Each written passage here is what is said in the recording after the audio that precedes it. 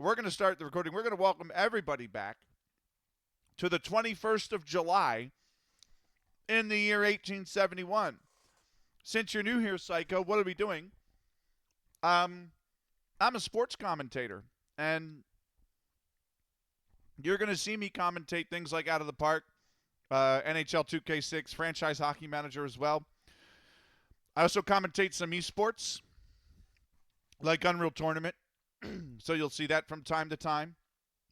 And in our Out of the Park save, we're in the very first season of professional baseball. We're in 1871.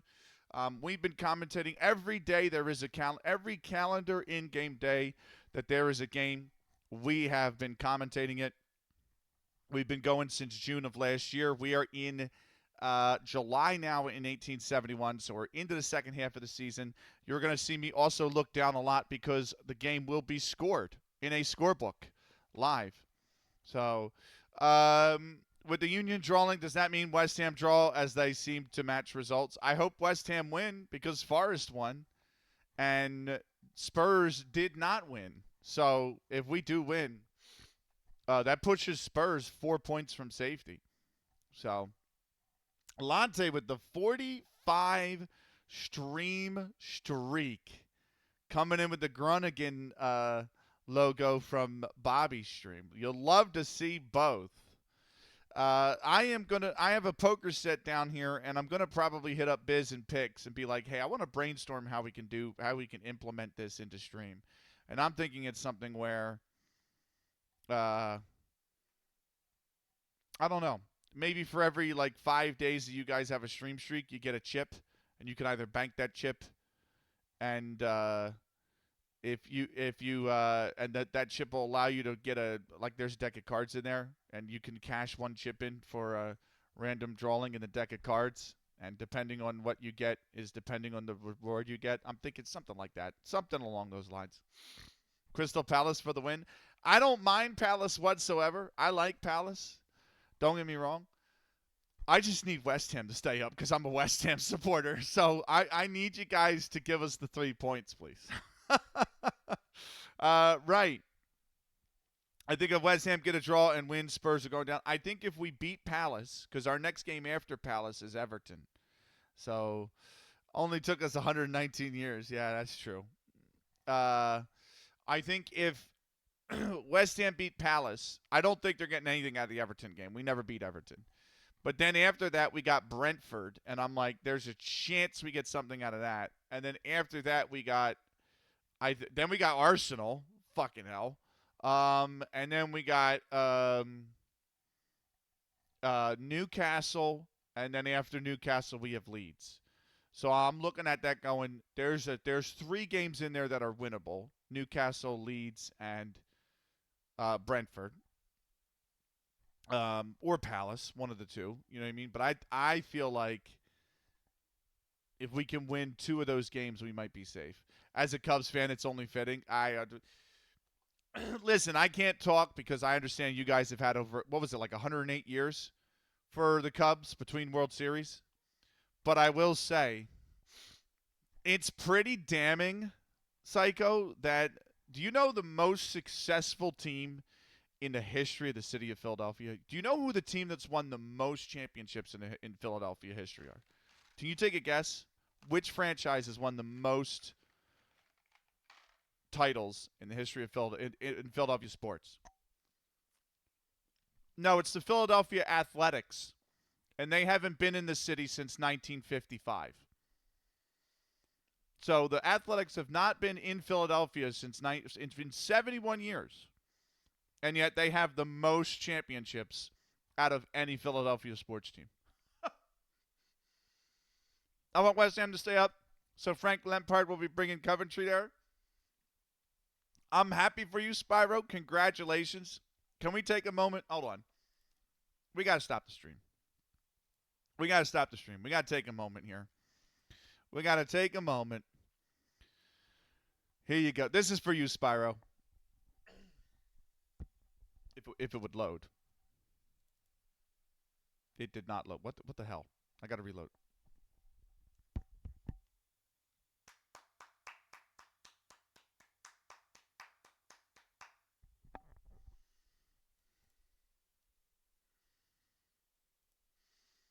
That's for you, Spyro. Spyro's beloved Coventry are coming back to the Premier League. Congratulations, my man. Thanks so much. It's a big moment for y'all, really. So, right. The Flyers have, I think, 2 Stanley Cups. They might have just one, actually. The Eagles are the second most successful. They have 3. They have 2 Super Bowls, and they have a 1960 NFC Championship, which is essentially the league title prior to the merger, right? So, um, yeah, they have 3 championship titles, the Eagles. But yeah, the Athletics have 5. So, well, it's going to be over 100 years before anyone surpasses the Athletics, I think. Um, Speaking of which, the Flyers, although I'm not a Flyers fan, but not everyone can be Vince people. Yeah. The Flyers did win last night. That was a great hockey game. I had the hockey game on the radio coming home from the football last night. So that was a great game. That Listen, if you guys like hockey at all or you're interested in seeing what hockey's about, the Flyers Penguins series and probably the Bruins Sabres series are going to be the 2 series to watch. That is going to be some insane level of hockey. Um, so I would recommend them. Right. We're not here for the hockey, though. Let's get into the baseball, shall we? We're going to start with the starting lineup for the visiting Rockford Forest Citys. Third baseman Cap Anson will lead things off. He's batting .371 with 14 RBIs so far this season. George Hall, left fielder, bats second. He's batting .294 with 19 RBIs and 4 home runs this season. Ross Barnes, he's also on a hitting streak. Ross Barnes, the second baseman, bats third. He's got a .353 average with 13 RBIs so far this season. Lip Pike, right fielder, bats fourth. He's on a hitting streak, batting .324, 6 home runs and 25 RBIs. Leads the majors in both. Doug Allison, the catcher, will bat fifth. He's batting .333 with 22 RBIs. Joe Start, the first baseman, will bat sixth. A .340 average for him with 10 RBIs. George Bird, the center fielder, bats seventh. 15 RBIs and a .266 average for Bird. George Wright will bat eighth. The shortstop's got a .268 average with 11 RBIs so far this season. Dick McBride will take the 9th spot. The pitcher is batting .352 with 9 RBIs so far this season. We'll come back to the pitching matchup, but first the lineup for the hometown New York Mutuals. Mike McGarry lead things off. He's batting .286 with 5 RBIs so far this season as the second baseman. It'll be center fielder John McMullis batting second. This is his first start, actually, is John McMullis. His first start in the season for New York. Cal McVay, the catcher, will bat third. He's batting .329 with 7 RBIs. He's got 1 home run so far this season as well. Henry Burroughs bats fourth. The left fielder batting .211 with 7 RBIs. Rainy Walters, the pitcher, has a hitting streak. He's batting .254, 9 RBIs so far this season for him. Steve Bellin right behind him in the 6th spot. The third baseman, also on a hitting streak, is batting .343 with 9 RBIs so far this season. Charlie Pabor, the right fielder, will bat in the 7th spot. He's batting .264 with 12 RBIs so far this season. Welcome in, Zig. Good evening, I guess, to you as well. Art Allison, the first baseman, bats 8th. He's batting .307 with 5 RBIs so far this season. Pete Donnelly, the shortstop, will bat 9th. He's batting .265 with 11 RBIs so far this season. On the pitching matchup, these two have yet to face each other so far in play. They've waited to the second half of the season. Pitcher Dick McBride takes the mound for Rockford. 11-10 in 23 starts with 2 no decisions. He's got a 2.19 ERA with a 1.19 whip. And Rainy Walters will be on the bump for New York. He is 8-9 in 17 starts with 1 no decision. He's got a 2.0 ERA with a 1.2 whip. This is a big matchup in the National League. For those that don't know, Rockford a game behind Chicago. Everybody chasing Chicago right now. They lead the National League. Rockford are a game behind. Level with the Fort Wayne Kekiungas. If Rockford win, they pull within a half game of Chicago. This is game number 24 of the season for Rockford, so they will only have 8 left after this. New York just coming off a pretty bad loss that we had on Friday to the Washington Olympics. 10-3 was the final in that one. And that moved to New York 2 games back of Chicago. So they're trying to keep pace. A loss here pushes them 2.5 back. And not in a great spot. This is game number 18 of the season for New York. They will have 14 left at the conclusion of today's game. Welcome in, Viva la Corona. How are you doing, mate? How are you doing, Zig? How's everybody doing out there? It's great to see you all. It is a 2:05 first pitch start. It is partly cloudy. It is 76 degrees. For those of you that use Celsius, that is 25, about 24 to 25. It's like 24 and a half. The wind is blowing in from the right at 11 miles an hour. That's what it was here today. Yesterday, Zig, it was 26 when I was at the tailgate for the Union game. By the kickoff, it had dropped to 19. And then by the full-time whistle, it was 14 degrees. It just got cold real quick. Had a great hike, then barbecue at home whilst watching the end of the bottle job. I can't believe it. I cannot believe it. It's so funny. The meltdown Arsenal Fan TV is going to have is just going to be insane. Insane. Right. We are ready to go. Just very quickly, a programming note. We are starting with Out of the Park Baseball tonight. Once this game concludes, we will be moving over to Football Manager. We are not ending the stream until we conclude Season 14 of The Longest Save tonight. So the final 7 games of our FM season will take place tonight. We're going to push into the off-season, or we're going to at least push through to the end of the season, and I'll do the off-season off-stream. We may also get a new club in The Longest Save tonight, assuming we win the title. But we're like 9 or 12. I think we're like 13 clear with 7 to play. It's like outrageous. So we should be winning the title tonight, and we will probably move clubs, and we will see where we go. But if we do move clubs, we'll do that on stream. So everybody that hangs around real late at night into late night Benny, we will have a new club then. But yeah, season 14 of The Longest Save will happen. The end of season 14 of The Longest Save will happen at the end of Out of the Park. Evening, Benny and Chad. Happy Sunday. Happy Sunday, G&G. Good to see you. Hope you're well. We are ready here from the Union Grounds in Brooklyn, New York.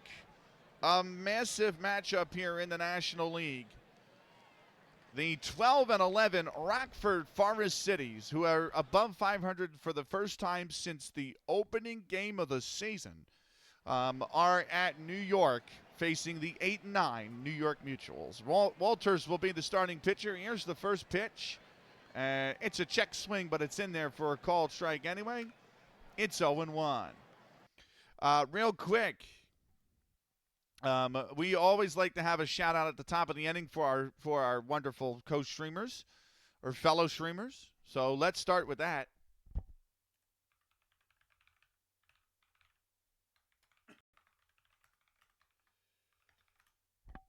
Skull was recently doing a watch along of the City Arsenal game, but he also plays Warzone, Fall Guys, Rocket League, and Football Manager.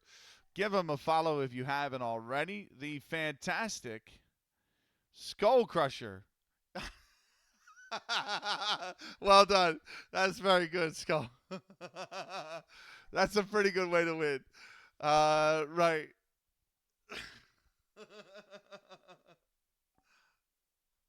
That's very good. Give him a follow if you haven't already. He's awesome. The great Skull Crusher sponsors our first inning here today. All right. 0-1 to count. It's Cap Anson who start things off for Rockford. Here's the pitch. And that's in there for a called strike. It's 0-2. Here's the 0-2 pitch. That's grounded back to short.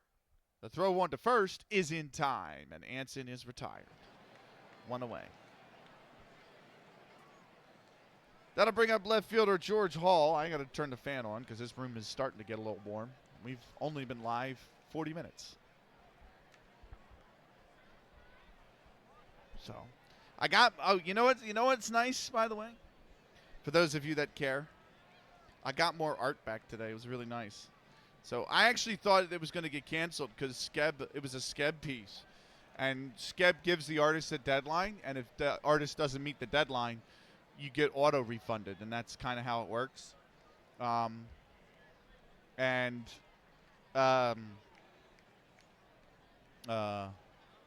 who won the second shirt? What do you mean, like the giveaway I did? Because I only gave away one shirt. So I actually just bought it yesterday. Yeah, that shirt. Crazy Surfer Dude, who's actually a really close friend of mine in Atlanta, Cody. I went down to see him in 2019. He won the shirt. I do have a, thank you, Smokai, I appreciate it.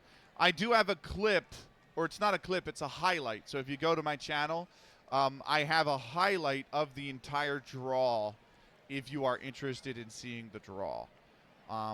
But the entire draw is a highlight on the channel. So I would definitely, if you're interested to see where you finished or how it took place, definitely check that out. Here's George Hall settling in. He's plunked him. He's plunked George Hall. George Hall, first pitch is hit by the pitch, and he's going to go to first base.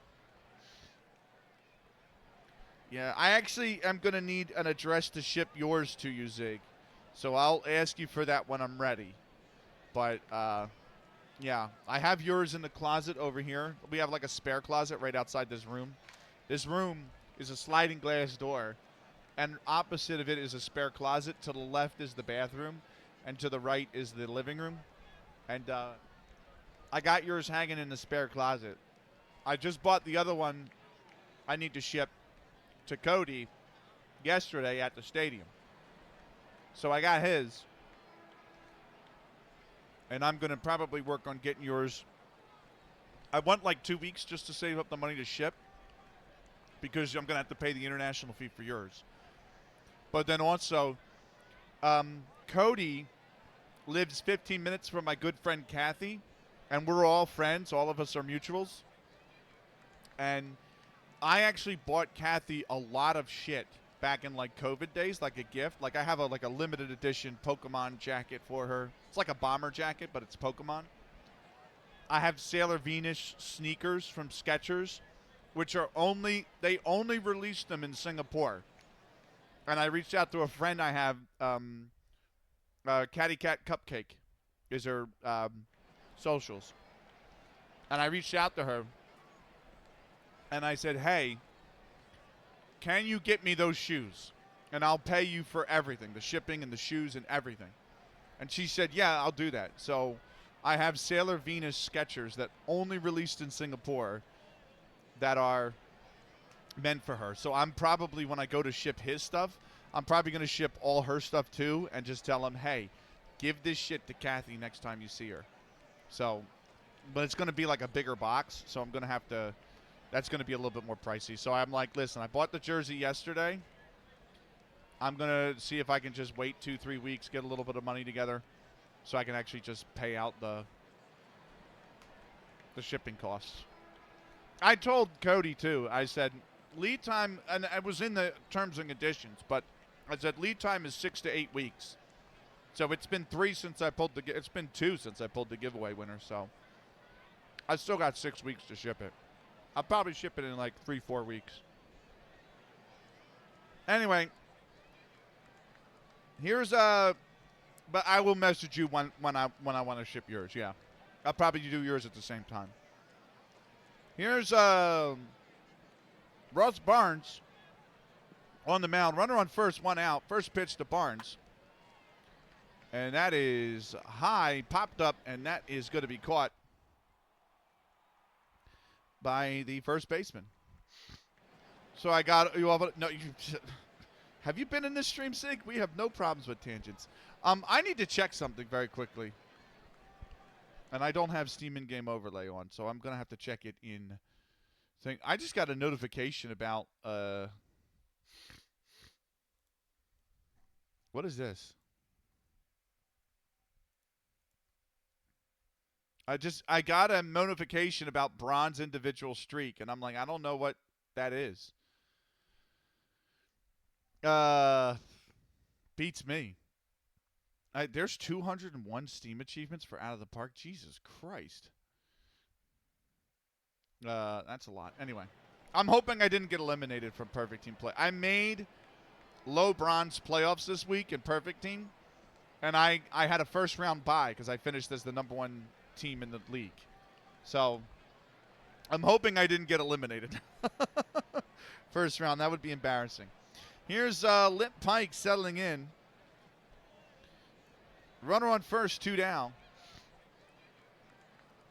Baseball is all about tangents and angles. You're not wrong. Here's the first pitch. That is going to be a called strike. The throw to second is not in time.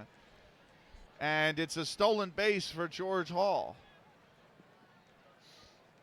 It's not even just baseball. It's this stream.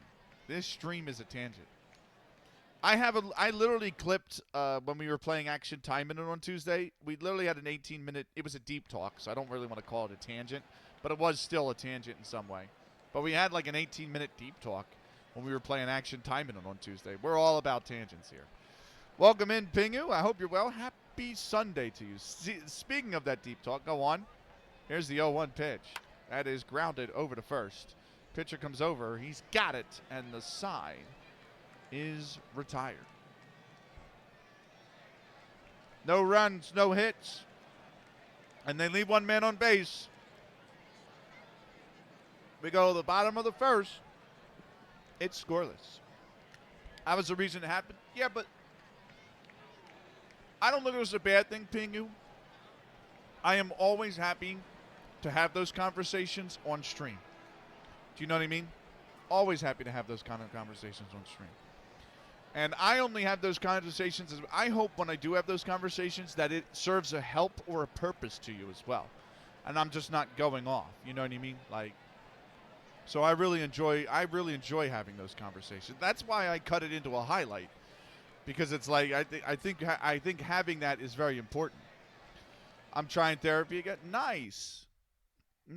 How's it go? Have you had a session yet, or are you like trying it as in like you signed up for it but you haven't had the session yet? Soon. Nice. Waiting. Gotcha. I am not going to get – we like to run the ad – if you're new here, we like to run the ads in the half inning. I usually run 90 seconds of ads in the half inning. That way they're short and they're bite-sized, and it keeps the ads at bay. I might not finish the bottom of the first and the top of the second in 21 minutes. So we are going to take the full 3-minute ad break here to start. We will be back with more in 3 minutes' time.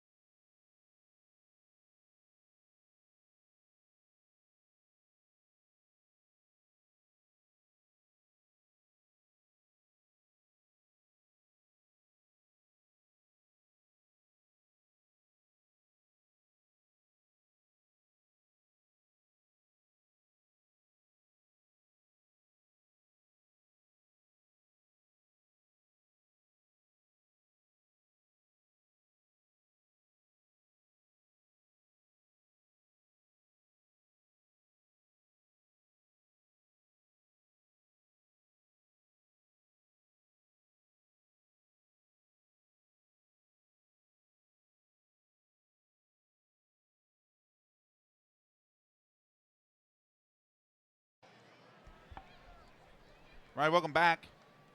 Bottom first here in Brooklyn. No score. Dick McBride on the mound for Rockford. Mike McGarry settles into the batter's box to lead things off. First pitch to McGarry.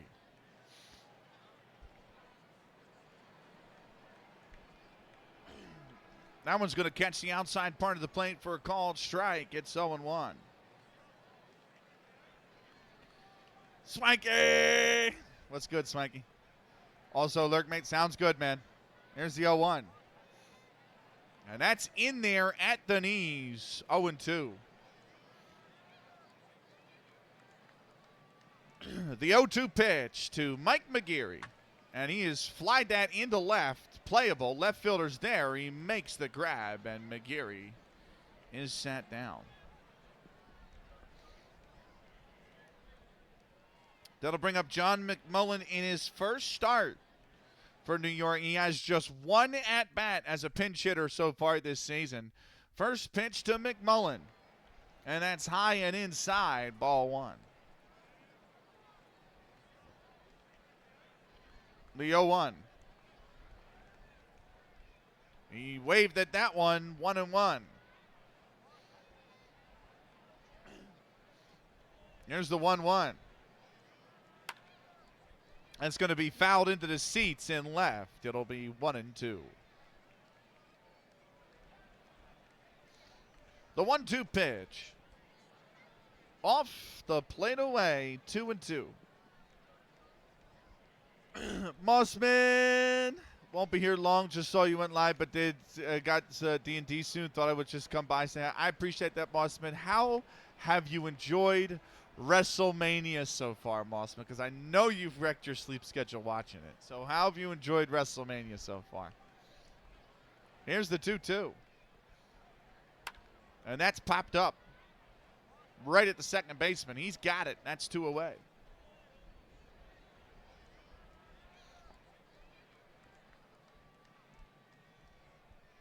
That'll bring up Cal McVeigh, the catcher. First pitch to McVeigh. He's fouled that off. 0-1 the count now. I enjoyed the first hour and a half of the actual wrestling, not the 2 hours of adverts, though. Fair enough. Here's the 0-1 pitch. And that one's fouled into left. It'll be 0-2. It's not an American production if the adverts do not outnumber the actual event.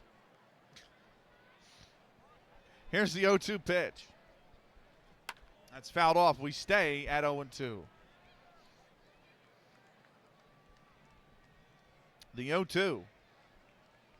Check swing. They're going to ask first base. He did not go, says the first base umpire. And it's 1-2. The 1-2 pitch. That's into the gap in right base hit. And Cal McVeigh's got a 2-out knock. He's aboard. The short matches were a shame. What's up, Ian? How are you, man? Good to see you. And hi, Benny. Ian, I don't know how often you've been here for the baseball. 2, 3, 4, 5, 6, 7, 8, 9. So I usually like to do shout-outs at the top of every inning. I would have you lined up for the 9th if you're okay waiting that long for me to shout you out, my brother. But either way, that's where we're at. If not, I can do it now. Whatever you prefer. But I hope you're well, and I hope you're having a great Sunday, man. Thank you for the lurk, Mossman. Here's the 0-2 pitch. The throw over to first, and the runner is back safely. Here's the 0-2. That is fouled off. It's still 0-2. Here's the 0-2 pitch. That's pitch out, but the runner does not move. I'm sorry, it's 1-1. I'm saying 0-2. It's 1-1. It's a pitch out, but the runner does not move. Oh, no worries. Okay. Here's the 1-1. That is going to get by the catcher. McVeigh will head to second for free. It's a wild pitch. Here's the 2-1. Check swing. They ask third base. He did not go, says the third base umpire. And it is 3-1. Here's the 3-1 pitch. He's fouled that off, and the count's now full. 3-2. I actually have the spare laptop on today, ready for the hockey to start. I think the Kings are playing their first game. I think they have the Avalanche, but I think it's Kings at Avalanche at 3:30, and it's currently 2 o'clock here. So, woke up a bit ago, twisted my back, something fierce sitting with heat on it right now. Oh, man, I'm sorry to hear that. That's the worst. I hope it feels better soon, man. I do the same thing. If my muscles get sore from, like, yard work or something, and I feel it for, like, 2 days, I'm like, I got to get the heat on it. I got a big-ass heating pad, too. And it... Now, listen. They tell you never fall asleep with it on. But it does have a 2-hour auto time off. So I literally will plug it in, especially if it's going on my lower back. I will plug it, or my shoulders. I'll plug it in, I'll lay on it, and I'll fall asleep and just let the heat do the work while I'm asleep. All I did was get out of bed to pee and yoink. Yeah, we're of that age now. We are of that age now. Here's the 3-2, and that has popped up. Third baseman's coming in for it. He's going to make the grab, and the side is retired. No runs on 1 hit. They leave that man on base. We go to the top of the second. We got no score. It'll be the 5, 6, 7 spots due up first for Rockford. Doug Allison will be the first man up. But first, new inning means it's time for a new sponsor.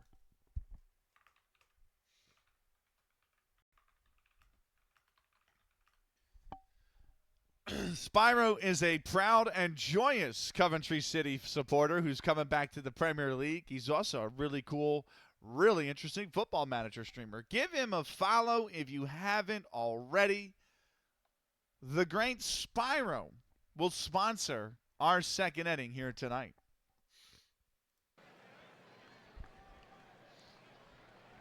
Doug Allison settles in. Thanks so much. You are welcome, man. Thank you for being here. I appreciate it. I know baseball's not everybody's thing, and I usually stream at an EU-friendly time on weekends, like right now is kind of EU-friendly, right? And I know that baseball is definitely not a European thing, but I enjoy it. It's a great sport. It's probably my second favorite sport, and I'm really enjoying it out of the park, really. Here is the first pitch to Doug Allison. He's fouled that off. It's 0-1.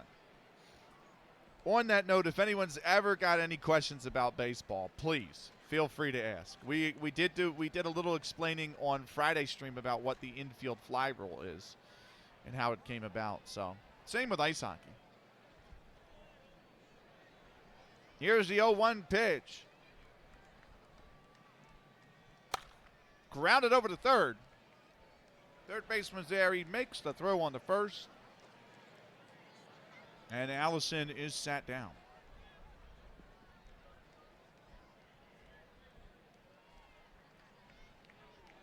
That's going to bring up Joe Start,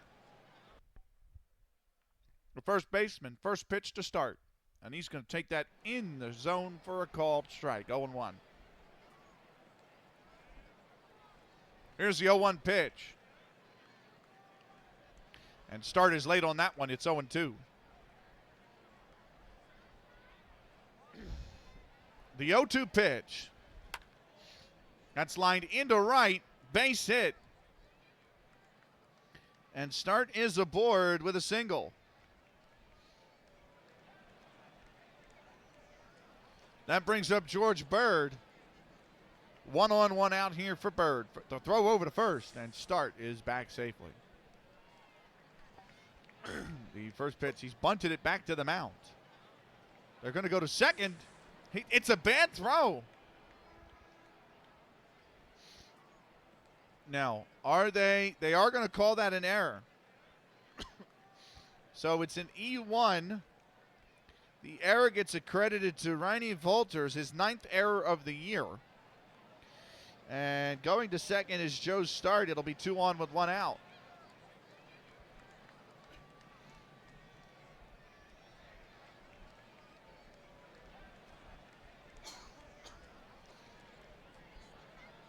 Here's George Wright, the shortstop. First pitch to Wright. And that is ripped into right, way back there. Is it going to be caught? It is going to be caught just shy of the track. And just about 10 feet shy of clearing the park. Right flies out to deep right. That'll bring up pitcher Dick McBride. First pitch to McBride. Tab, brother. Appreciate you, Dave. Thank you so much, man. Here's the 1-0 pitch. That's high, 2-0. The 2-0. Off the plate away, 3-0 to Dick McBride. And here's the 3-0 pitch. That's on the inside corner for a called strike, 3-1. The 3-1 is grounded over to second. The throw on to first is in time, and the side is retired. No runs on 1 hit, and they leave 2 on base. We go to the bottom of the second here. It's still scoreless. 5, 6, 7 spots due up first. Pitcher Reini Volters will be the first man up. We are going to take a 90-second timeout. We'll be back with more in a minute and a half.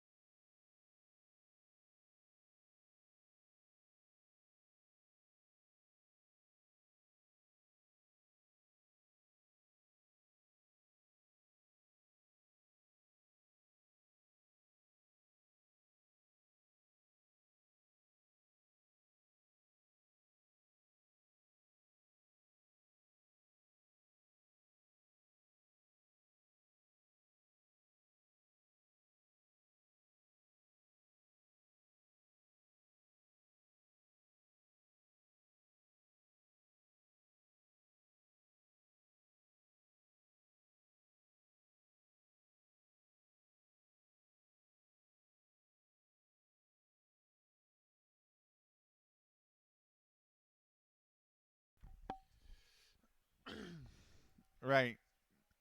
I need a minute just to tab everybody up that's live. Like Dave has obviously gone live. And so is Viva La Stom. So let me get them tabbed up.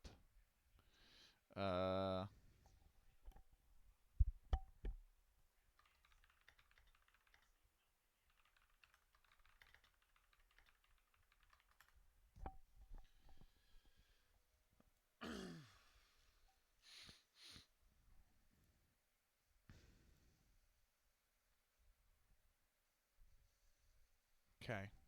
We're good on that front. And then lastly, which I don't think there's going to be anything. Yeah, we're good there. All right, cool. Let me just get back to my streamer dashboard, and then we'll be good to go. All right. Awesome. Welcome back. Bottom second.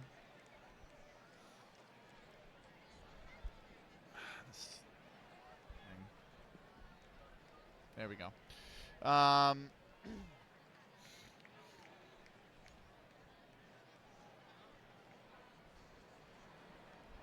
It's going to be Reini Volters settling in. First pitch to Volters. Inside, ball 1. Or no, that's going to catch the inside part of the plate. The ump expanded his strike zone a bit on that pitch. Seems like it. It looked way inside. 0-1 to count, though. Here's the pitch. That's ripped right at the shortstop. He's got it. No problem. 1 away.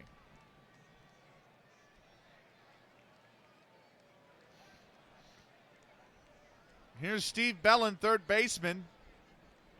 First pitch to Bellin. And that's going to catch the outside part of the plate for a called strike. It's 0-1.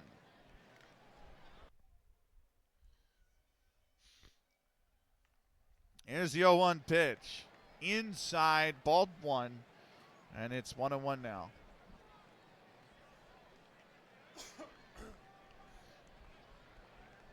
Here's the 1-1 pitch. And that one just catches the lower corner. 1-2 the count.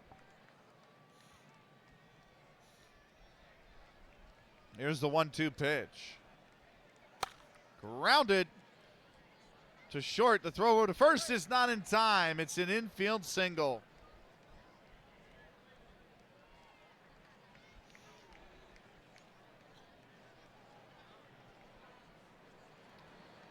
Evening, Benny, you beautiful man. Hope you're good. But I'm doing well, Raz. I went to the football yesterday. It was a gorgeous night. It was like, oh, it was so nice. We didn't win, of course, but, you know, it is what it is.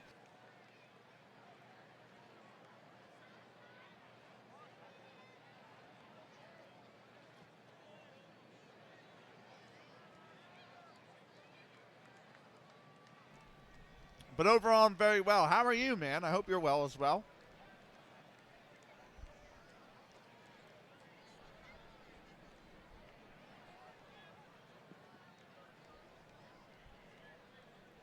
Here's Charlie Pabor. First pitch to Pabor. Throw over to first.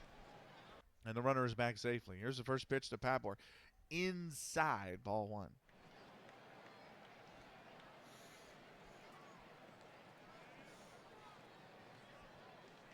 Here's the 1-0.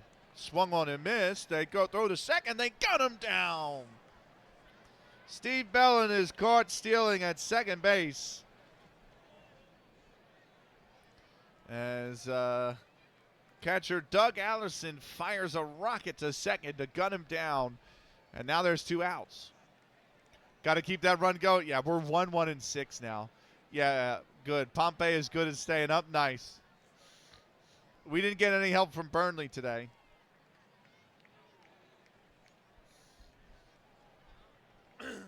So.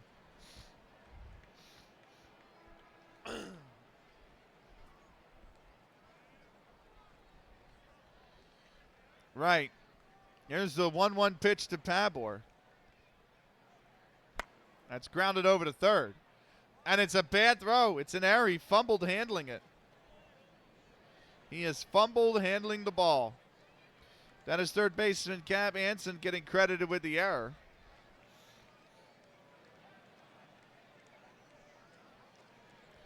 And Pabor gets aboard. That'll bring up Art Allison. Here's the first pitch to Allison. Right in the zone for a strike, 0-1. Congrats on staying up, by the way, Raz. I know it's a great feeling. I'm hoping in 3-4 weeks' time we feel the same way. You know?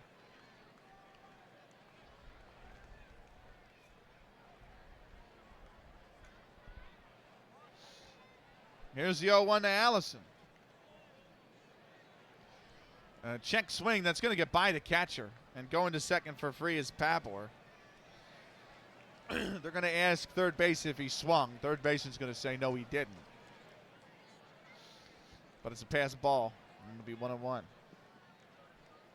Just need to win your games in hand, really. Hopefully that will kill us. We don't have any games in hand, do we? I didn't think we had games in hand. I think Spurs have played 32 and we've played 32. Or Spurs have played 33 now, but we play tomorrow. So, same match week. It's not really a game in hand. But we got Palace tomorrow, and then Everton, who we never beat in the league. And then Brentford, and then Arsenal, and then Newcastle, and then Leeds. So, Here's the 1-1. That's grounded foul. We'll do it again at 1-2.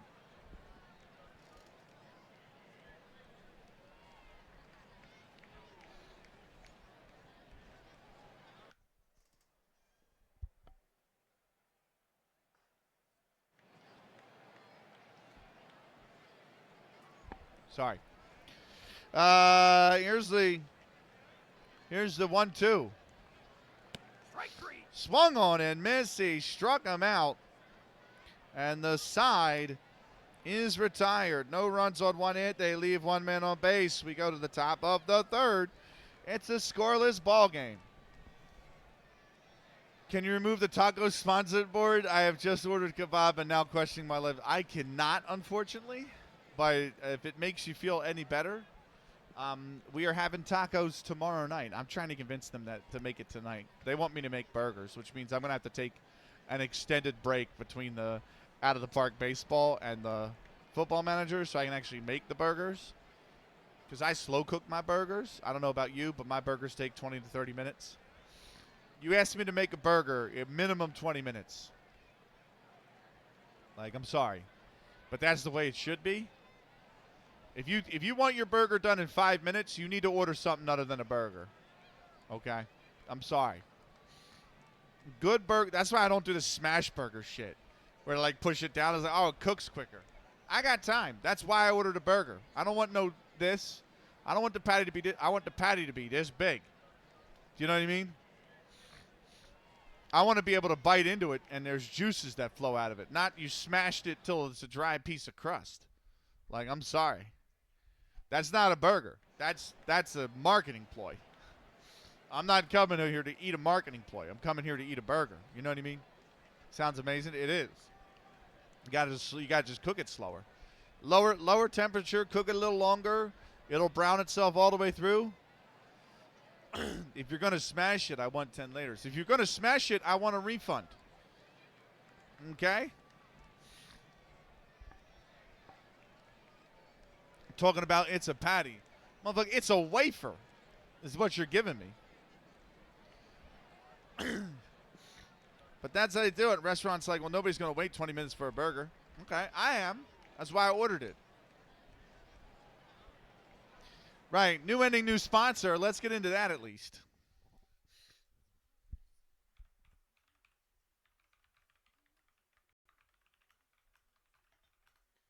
Bobby, FCG Mass is an awesome Dutch streamer. Here he is playing FIFA.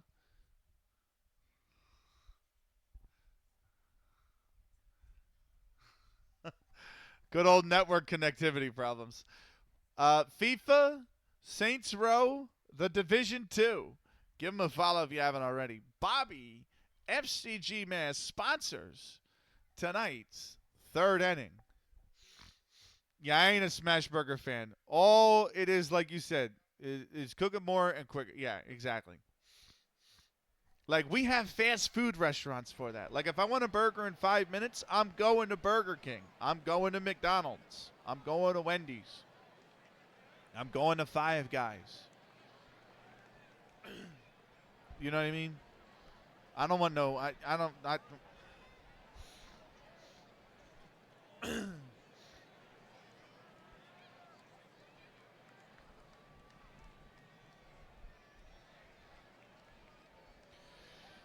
Camp Anson will lead things off. It's the top of the order for Rockford. Here's the first pitch to Anson. And that one is off the plate away, 1-0. Yeah. Here's the 1-0. That is ripped into left. Left fielder's coming in. He's got it. That was shot right at him on a rope. He took 2 steps forward, and by the time he did, that thing was right in his face.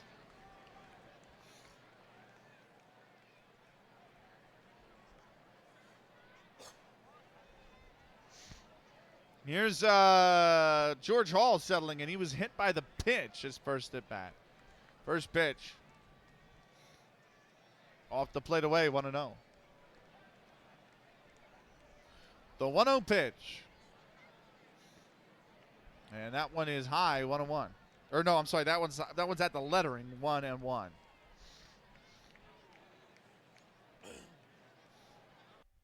Here's the 1-1 pitch. And he offered that 1-2.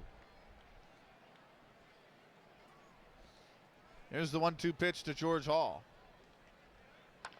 He's flied this one out towards left. Is it going to stay fair? That just landed foul. Looked fair, but it landed foul. Here's the 1-2. That's high and inside. 2-2 now. The 2-2 pitch. It's just shot into left. And that is a base hit.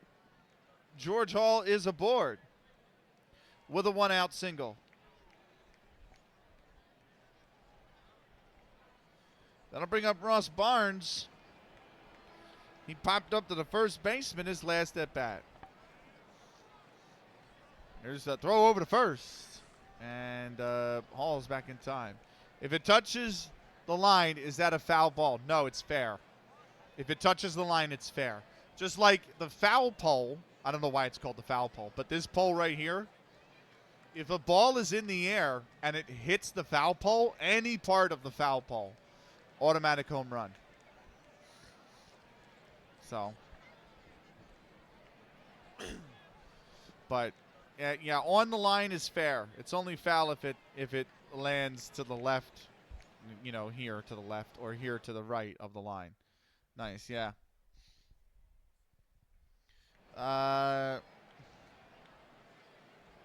We actually had an instance, I think it was very early in this season, like second game or whatever, up in Boston, where a fielder was trying to go for a foul ball, and he like had the glove up for the foul ball, right? And it was right by the foul pole. And you could see the ball like roll in his glove, like it landed here and it rolled up to the top of the glove.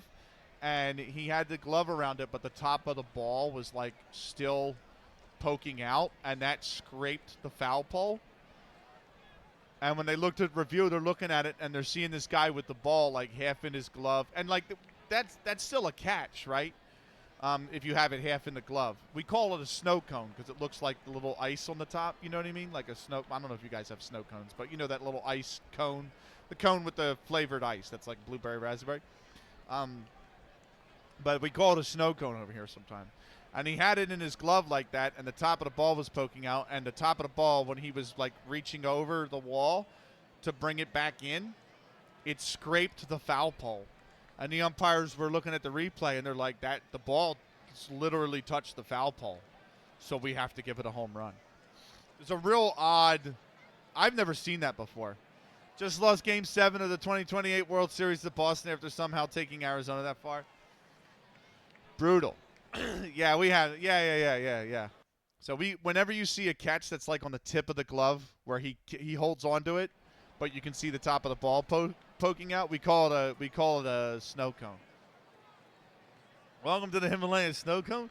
The man, the myth, the legend, that is DM Stewart. Welcome in, Stewart. Good to see you, man. Sorry, Bruins, that you lost I'm nervous for my perfect team playoffs. Not gonna lie. Here's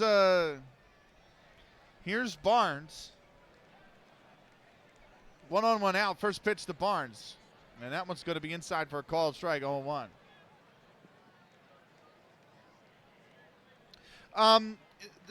It's I don't think it's either. It's just the fact that when he was bringing the ball back in from the, because you're allowed to reach over the fence, right? So when he was bringing the ball back in, because the ball touched the foul pole in the process of bringing the ball back in, it's a home run. It's not immediately, like, it's not an immediate thing when the ball, the only time something like that's immediate is when you're throwing onto like first for a put out. Like, you know, guy hits a ground ball, you throw it to first to throw him out. And like, they count it as the moment the ball hits the back of the glove is when you time whether or not the runner is safe or not. So like if it's a really close play, they'll look at the batter's legs and see when he touches the base versus when the ball hits the back of the glove of the first baseman. But in the outfield, no, not really. It's just, it's continued one continuous play until the play. Every time there's a play, right, essentially, Whether it's a pickoff attempt, whether it's a fly ball in the outfield, whether it's anything, right? The umpires have to call the play dead. And the play is officially over once the umpires actually call the play dead. They usually put their hands up like that to call the time, or they call the play over. So if you're bringing it, if you're like catching the ball over the fence and you're bringing it back in, the umpires don't call the play dead yet, right? It's only when the runners show that they have no intention of advancing and the ball is in possession of the fielding team does the umpire usually say, okay, the play's over. You know what I mean? So I love seeing Arsenal bottle it, but I hate the 115 of the beneficiary. I know. It's just not a good scenario. Like there's no real winner, is there, Stuart? There really is no real winner. Because you're watching the base and listening for the ball. Yeah. You my man. What's up, Zegon? Just like a line judge in volleyball. If the service is close to the foot fault, you watch the line and listen for the strike of the serve. Yeah. Yeah. Right. 0-1 pitch to Russ Barnes. That's inside, ball one. Here's the 1-1. Way off the plate. 2-1.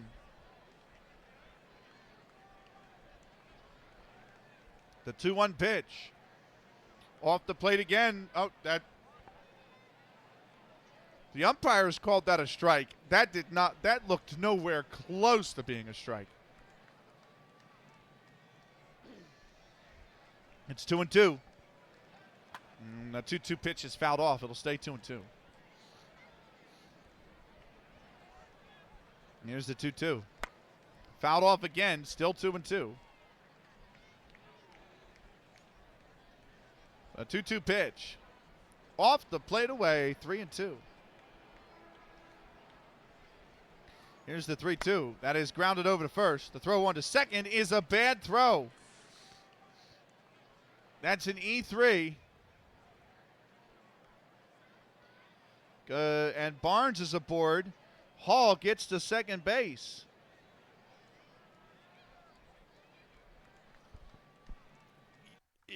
There we go.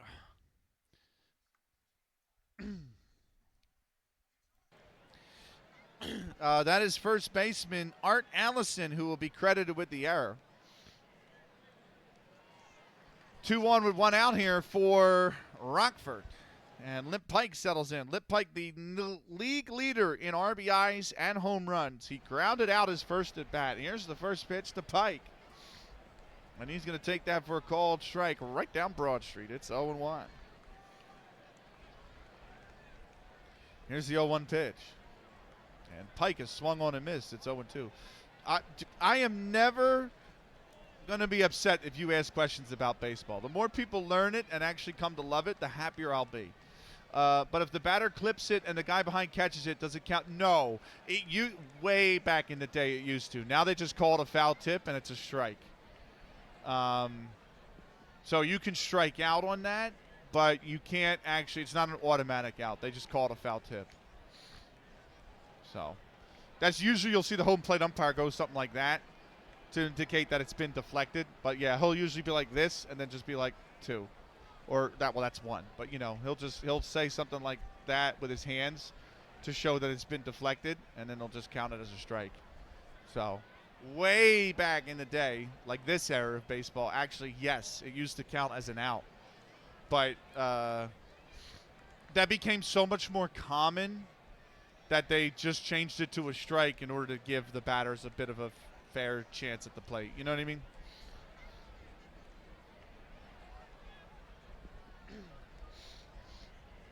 Right. Here's the 0-2 pitch. I enjoy baseball, but it's some of the technical bits I've never really understood. And that's fair. Scoring it has even, like when you're actually writing up a scorecard like that, it's even more technical because some things count as an at-bat, some things don't. Do you know what I mean? Like, and it can get really technical on that end, but That's what I love about it, because there's not really a game that's like quirky quite like baseball can be. You know what I mean?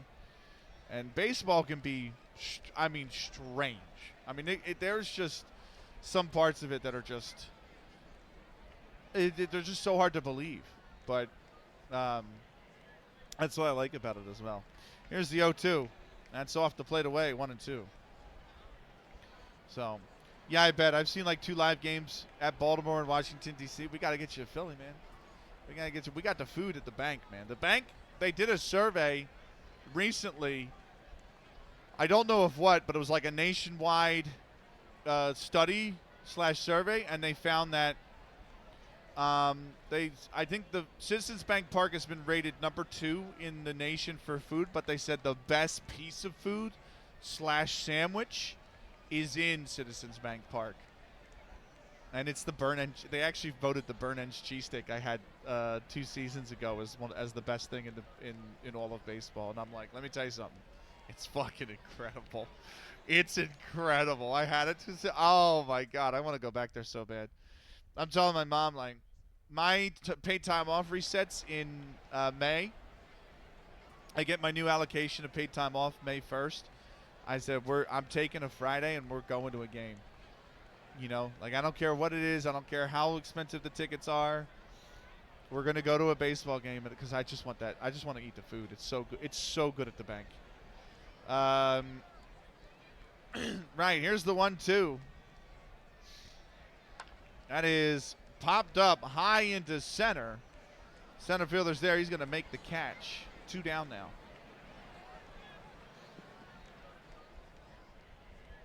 Like, it's such night and day compared to the Union. The Union has good food, but it's all standard shit. It's nothing special. Although they did open up a soul food place in the stadium. Oh my god. I saw it there the other day, and I looked at my dad, and I'm like, listen, I don't like buying food at the stadium because it's so fucking expensive. They had a deal. Get this. They had a deal where you can get a small personal pizza, okay? We're talking like an 8 to 10 inch pie, right? Not a big pie at all. And a 20-ounce bottle of Coke. And they were like, yeah, that'll be, the deal is $34.99. It's $35 for a 10-inch pizza and a bottle of Coca-Cola. No fucking thank you. Nope, exactly. And then you wonder why nobody's at the pizza place. But it's a shame because the pizza's good, and it used to be reasonable. The pizza itself used to be like $10. And I'm like, you know what? For a little tiny 10-inch pie, like, that's not great. But, like, I could part with $10 to have pizza. Do you know what I mean? Like, I'm okay with that. But now they're asking $18, I think, for the pizza itself. And I'm like, I think it's 20. I think the pizza's 20 now. And I'm like, there ain't no fucking way I'm going to pay $20 for a pizza. I'm like, no, thank you. However, I did find this place that does soul food. And it's a plate. It's a box. You get a box, right? And what they do is they pour mac and cheese in the box, right? So it's a little square box, mac and cheese, and then it's a layer of something else, right? It's whatever other side you want. For me, I would get collard greens because I love collard greens, right? So it's mac and cheese and then collard greens, and they put barbecue pulled pork on the top of it. And I'm just like, and then they give you a fork, and you just fork it, and I'm like,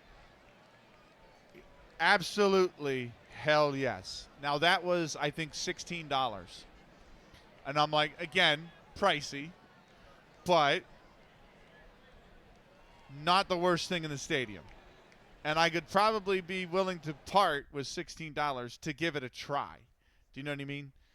You give me a pizza and a Coke for $35. I ain't parting with $35 to give that shit a try. But for that dish, I'll part with $16 to give that dish a try. I just love soul food. I really love soul food. When I used to live in Philly, I used to know some friend. Soul food is obviously very very African American cuisine, right? And I used to know these kids when I was in high school, Might as well have two and yeah, that's true. Might as well have two. So yeah, when I was in high school, I used to have obviously African American friends, and they lived down on like 69th, and I can't remember. I remember the one street was 68th, 67th, somewhere around there. So not too far from the high school, but like somewhere in northern Philly. And by the way, welcome in, Doom. I'm sorry, forgive my manners, Doom. I'm very sorry. But welcome in. Good to see you, as well. But I remember they used to. They invited me over a few times, and the one time they did, their mom made soul food, and we all had soul food. I was like, that was when I first had soul food. That's when I really tried soul food for the first time. Was this single mom who had two kids, and I went over to her house, their house. We were just going over to play like Smash Bros after school, and she made soul food for us. Oh my fucking! It's one of my favorite things ever since. Benicius Jr. How's it going? It's going good, dude. Soul food is good, but some people get very up their own about it. That is true. That is true. Well, I had one guy get up his own about it, saying, "Nah, no food you have can be that good." And I'm like, you've not. Everyone says that about soul food. My guy, soul food will put you to sleep, right? It's so good, it's going to put you to sleep afterwards, and you don't care. That's the glory of soul food. So, it sounds like most of my meals. Oh, I love it. I absolutely love it. Absolutely love it. Right. Here's the first pitch to Doug Allison, and he's going to take that low for a ball. 1-0. We should probably get back to the baseball. Here's the 1-0 count. That is away 2-0. Here's the 2-0 pitch. And that is high in the air, popped up. Second baseman's there. He's got it. And the side is retired. No runs on one hit. They leave two aboard. We go to the bottom of the third. We are still scoreless in this one. It'll be the 9-1-2 spots due up for New York. Pete Donnelly is going to be the first man up. I'm a stoner, Benny. I will smoke, eat, smoke. Yeah. I just love it. There's a place up in Lancaster that does okay soul food, and I do enjoy going up there to eat it. It's just they have very odd hours, and they don't have all the traditional sides. Like some days they don't have collard greens, and some days they won't have mac and cheese. They like rotate their sides, and I'm like, no. I ain't come up here for soul food to have a side. I can't. The whole point of soul food is you have all the sides. You know what I mean? Like that's the point. Give me the butter. Give me the buttered biscuit with the gravy. Give me the collard greens. Give me the mac and cheese, and give me the fried chicken. You know what I mean? Like I want all that. I don't want to have one and the fried chicken. I want it all. You know what I mean? That's what I come here for. I'd like to have some good soul food from yeah. In London there was a place called Mama Cherry. Okay. Or was it Bright? I don't know. Well, but yeah. Right, we're going to take a 90-second timeout. We'll be back with more in a minute and a half.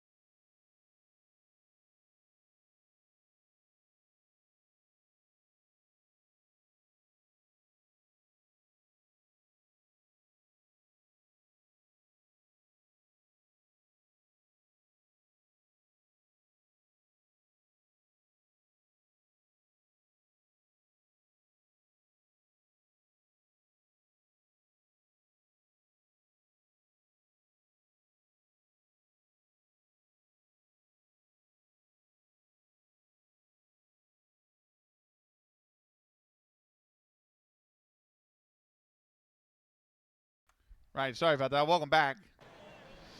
Right, back to lurking, eating pre-stream kebab. Have a good rest of your stream. Sounds good. Thank you very much. I'll be sure to get you tabbed up when you do go live, Raz. Welcome back to the bottom of the third. Pete Donnelly settling in. First pitch to Pete. And that's going to be in there for a called strike. It's 0-1. I needed an extra minute because I actually got one of the outstanding commissions that I have sent me a sketch, and I needed to see if I could approve it or not. Oh my God, I'm like, this is incredible, actually. So I commissioned the one that I got the sketch for was for the, obviously the original character, but for the Football Manager. So I've got like 4 or 5 different artists that have done her as a Football Manager now. And he actually went into the profile that I made for the character, right? And on the profile, I have her like in her original outfit as a timeman, and then also like as a Football Manager, and then also as a wrestler. And he looked at the Football Manager profile I made for her, found the K-League trophies, and drew them in the sketch. And I'm like, whoa, I did not even think you would do that level of detail. Like, I was just like, put a trophy in there. I don't, you know what I mean, to make it look like she's in like a Football Manager office.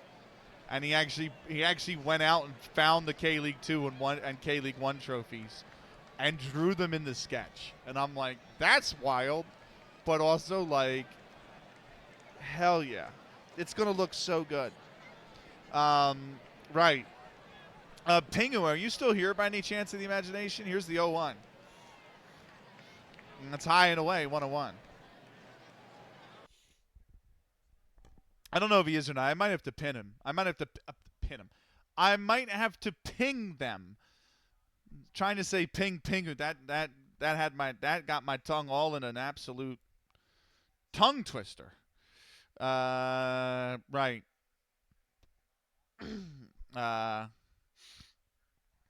I can't even, because I'm in streamer mode, I can't even see where Pingu and I's DMs are, our last DMs, like where they are on the list. I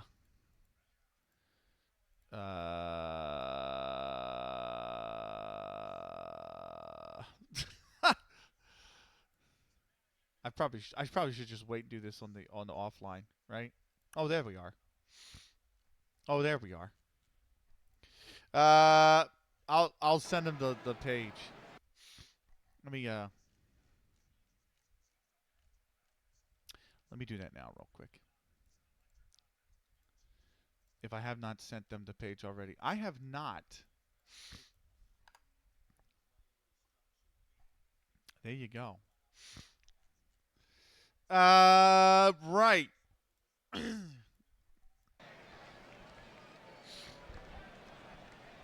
Here is the 1-1 pitch to Pete Donnelly. And that's going to catch the inside part of the plate. It's 1-2.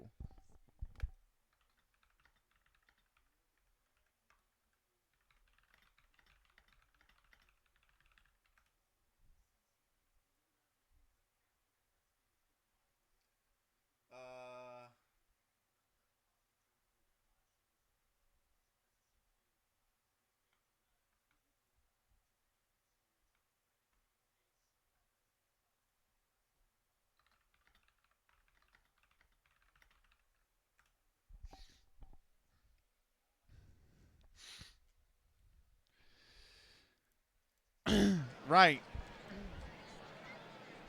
There we go. I gave them everything I got now. Here's the 1-2. Grounded over to first. And that is, the pitcher comes over to cover, and that'll be Pete Donnelly sat down. 1 away. Here is the second baseman, Mike McGarry, the top of the order. He flied out the left his first at bat. First pitch to McGarry. And that is going to catch the lower outside part of the plate. It's 0-1. Here's the 0-1 pitch. It's fouled off. It'll be 0-2. Here's the 0-2. Check swing. They're going to ask third base. He did not go. And the ball is outside, 1-2. Here's the 1-2. That's grounded over to short. The throw on to first is in time. And that is 2 down now. Zig apologized for a tangent earlier, and we just had a whole giant one on soul food. Like, we don't mind a tangent here, y'all. We're okay.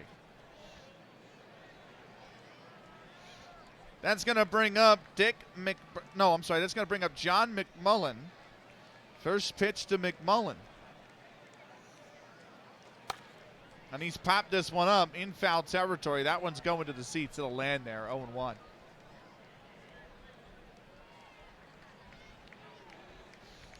Here's the 0-1 pitch. And it's high, 1-1. The 1-1 pitch. Grounded over to short. Throw on to first is in time, and that will retire the side. They go down in order here in the bottom of the third. We move to the top of the fourth. It is still a scoreless game. 6, 7, 8 spots due up for Rockford. Joe Start will be the first man up.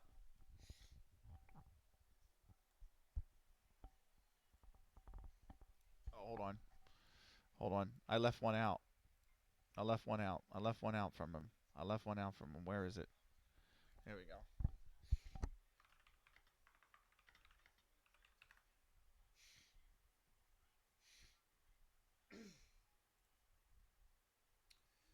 Right. New ending means new sponsor.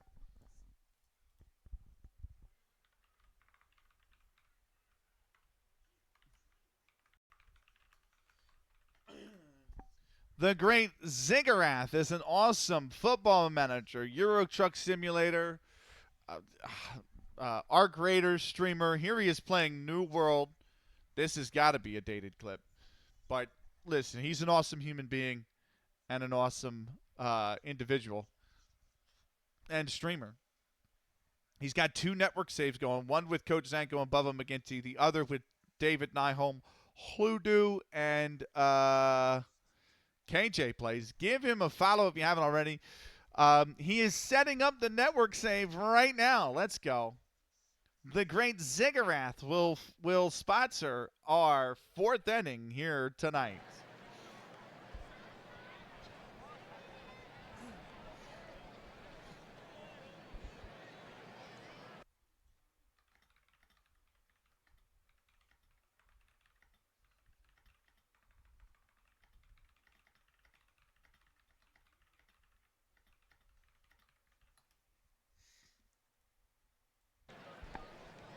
Right.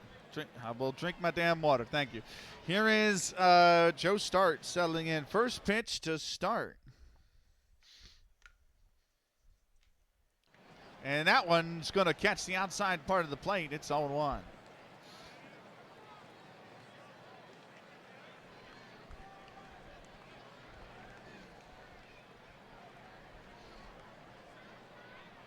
Here's the 0-1 pitch. And that one's going to catch the plate again, 0-2. Here's the 0-2. Inside, ball 1. Here's the 1-2. High and away, 2-2. Here's the 2-2 pitch. Off the plate away, 3-2. And it counts now, run full. Here's the 3-2 pitch. That's grounded foul down the third base side. We'll do it again. Here's the 3-2. That's lined. Oh, it's going to get through. Base hit. And Joe Start's got his second knock of the afternoon. It's a leadoff single.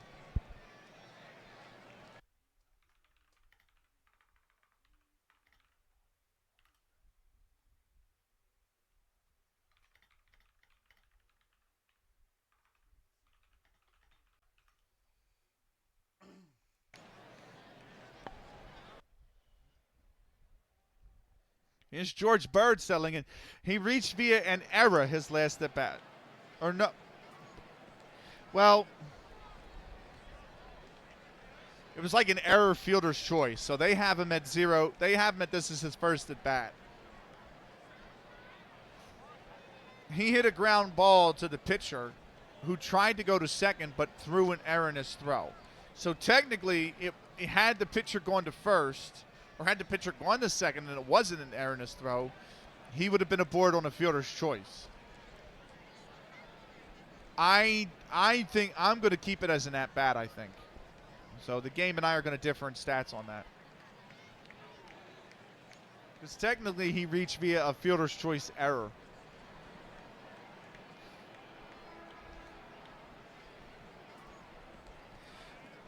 Here's the first pitch to George Bird. And that one's going to be on the outside part of the plate for a called strike. It's 0-1. Here's the 0-1. He offered at that one 0-2.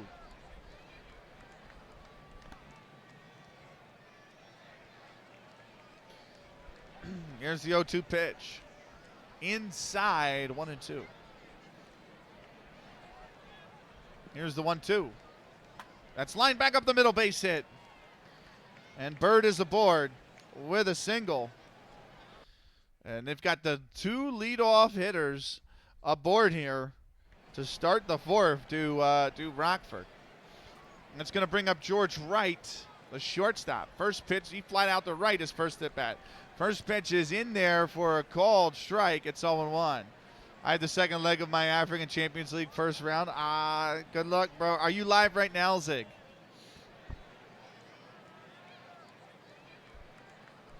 Let me see if he's live right now.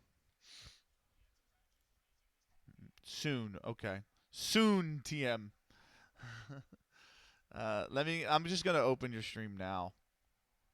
Just gonna open your stream now.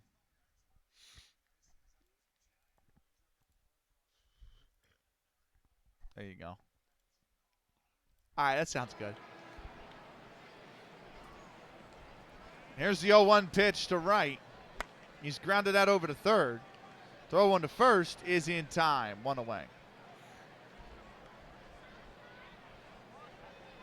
So 1 out, but it moves the runners in scoring position now. Second and third with 1 down for Dick McBride. Here's the first pitch to McBride. He's offered at that one, 0-1.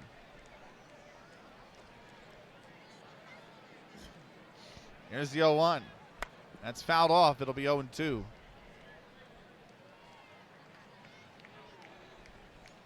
The 0-2 pitch. That's ripped in the left, base hit. And Dick McBride gives himself some run support. He's got an RBI single. Rockford take the lead. It's 1-0.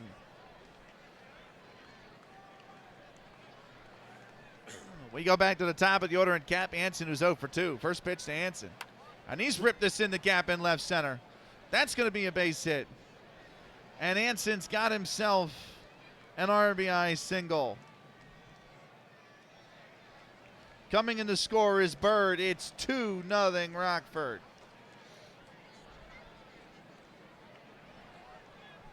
That brings up George Hall.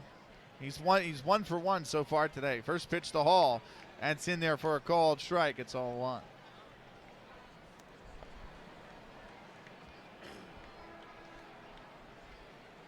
There's the 0-1. That catches the outside part of the plate. 0-2. The 0-2 is grounded over to first. They go to second to get 1. They cannot come back for first, so it is a fielder's choice. 3-6. And Hall is aboard. They throw Anson out at second, and McBride gets to third.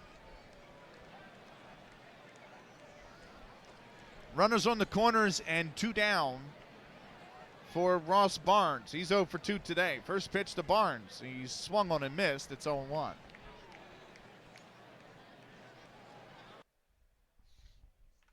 There's the 0-1. Off the plate away, 1-1.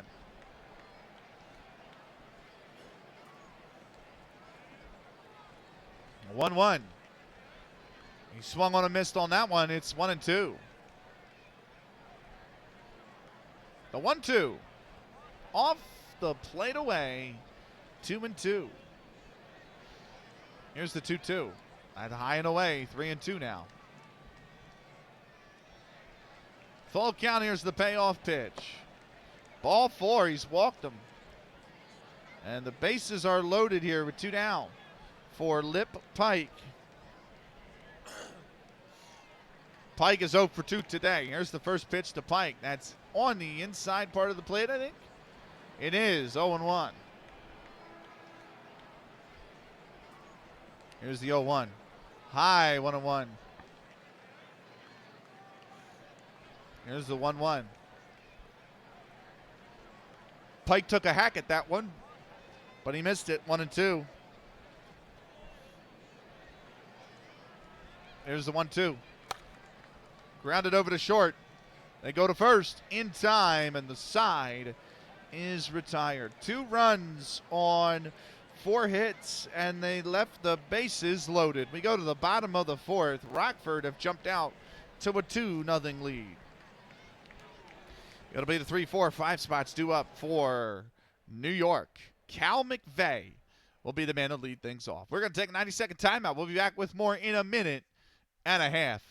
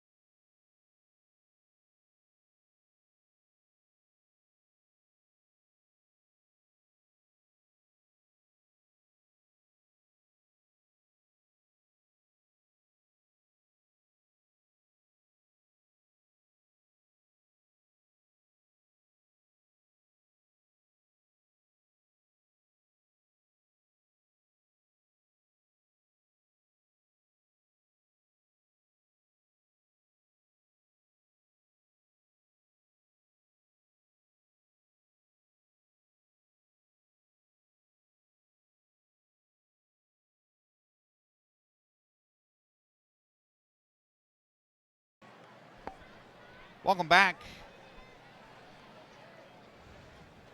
I am just, and I mean just, peaking. So I'm going to drop it to minus 6.9 instead of minus 6.5. I mean, I'm like just tapping the red. So I'm just going to lower that. I'm just going to lower my mic 0.4 decibels, and that should be good. Right.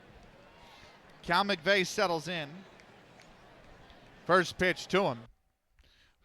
And here we go. He's fouled that off. It'll be 0-1. Here's the 0-1 pitch. Fouled off again down the third base side, and McVeigh finds himself at 0-2. The 0-2 pitch. Inside, ball 1. 1-2 now. Here's the 1-2. That's fouled off. Still 1-2. The 1-2. That's high into the air in right, and that will land foul. We'll do it again. Still 1-2 now. The 1-2. Fouled again. Still 1-2.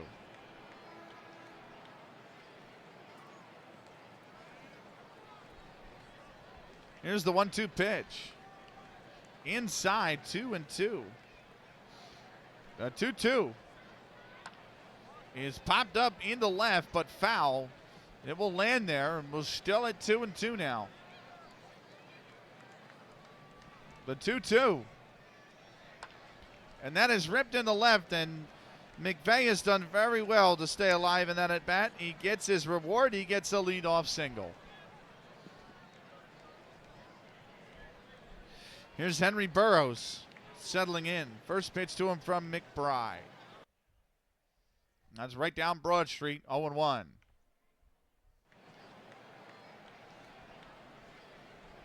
Here's the 0-1 pitch. And that's in there, 0-2. No, it's high. It's that call could have gone either way. I would have called it a strike, but it's 1-1. Here's the 1-1. That's grounded over to first. They go to second for the lead man. That's all they're going to get. So it's an FC 3-6. Burroughs is aboard, but they throw McVeigh out at second. 1-on-1 down now for Riney Walters. He lined to the shortstop his last at bat. Here's the first pitch. That one catches the outside part of the plate for a called strike. It's 0-1. Here's the 0-1. He offered that one, and he missed it. 0-2 now. The 0-2 to Walters. Inside, 1-2. The 1-2. Inside, 2-2. There's the 2-2 pitch. Inside, 3-2. And the payoff pitch is high, ball 4. And Walters has drawn a walk. 2-on-1 down now for Steve Bellin. He singled his last at bat. First pitch to Bellin. That's going to be in there for a called strike. It's 0-1. Here's the 0-1 pitch. Fouled off. 0-2.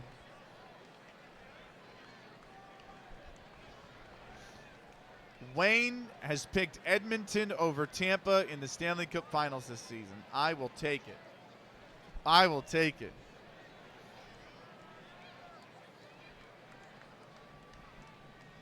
Here's the 0-2.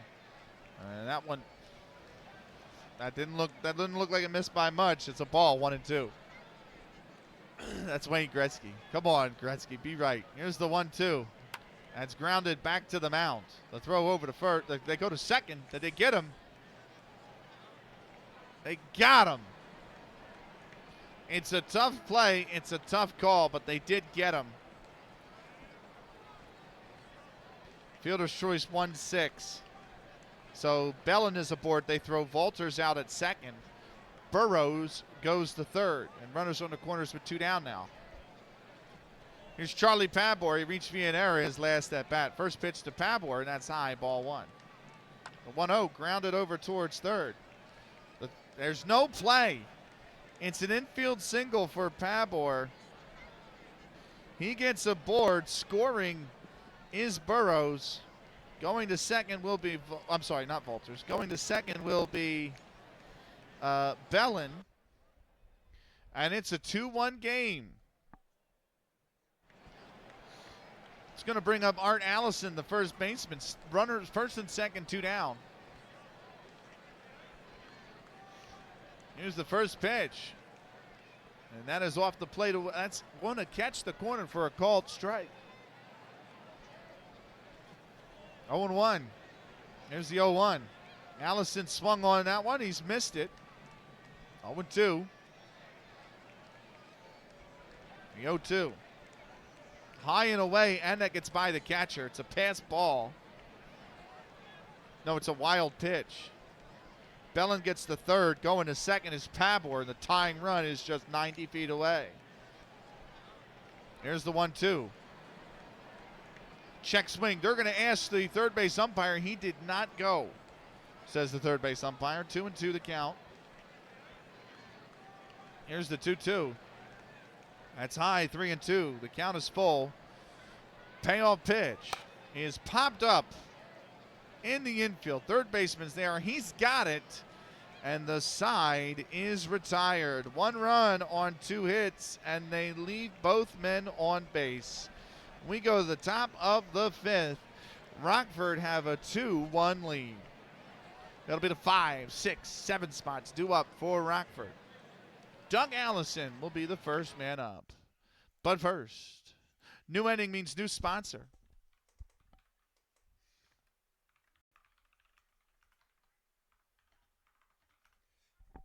FMG&G is an awesome Irish Football Manager streamer. He also makes some great Football Manager content on his YouTube. Check him out if you haven't already. G&G, Forgot No Game, is going to sponsor our 5th inning here tonight.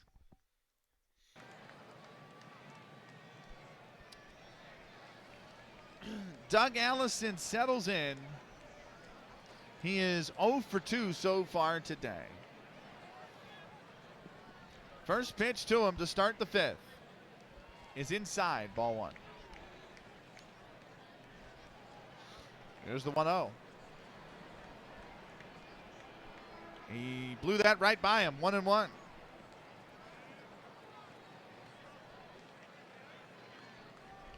The 1-1. That's high, 2-1.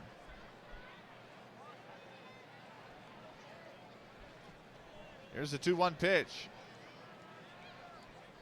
Off the plate, 3-1. Oh, that's going to catch the corner. 2-2. The 2-2.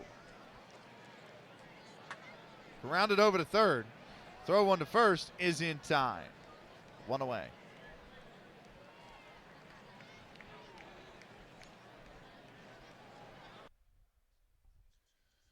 That's going to bring up Joe Start. He's 2 for 2 so far today. First pitch to Start is inside, ball 1.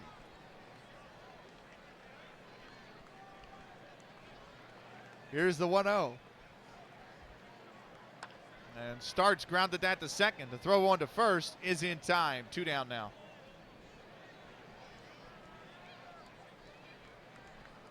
Here's George Bird, 1 for 2. First pitch to Bird.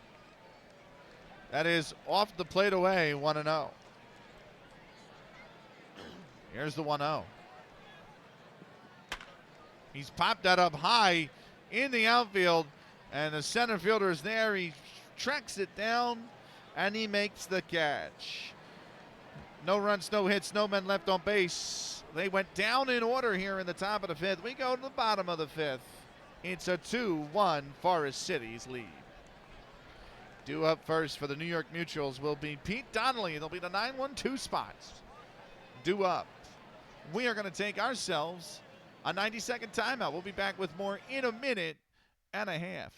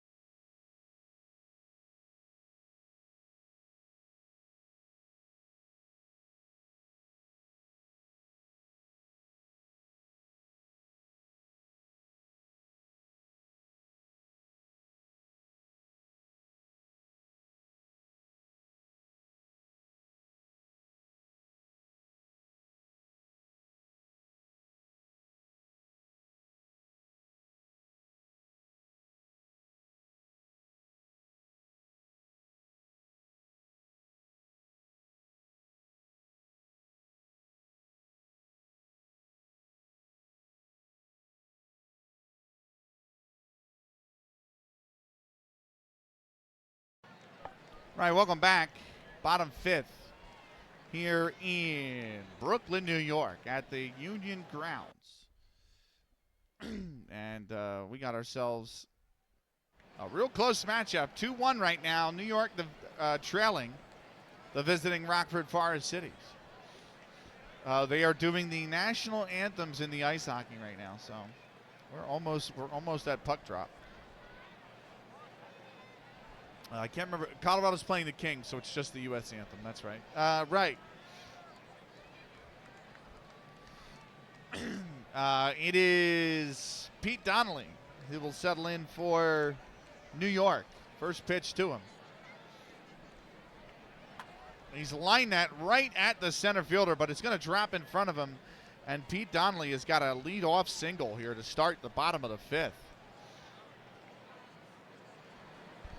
A win here pulls Rockford within a half game of the National League lead. New York currently 2 back, would pull Rockford a game and a half back, but pull themselves also to within a game and a half. Big pivotal matchup here in the second half of the season in the National League.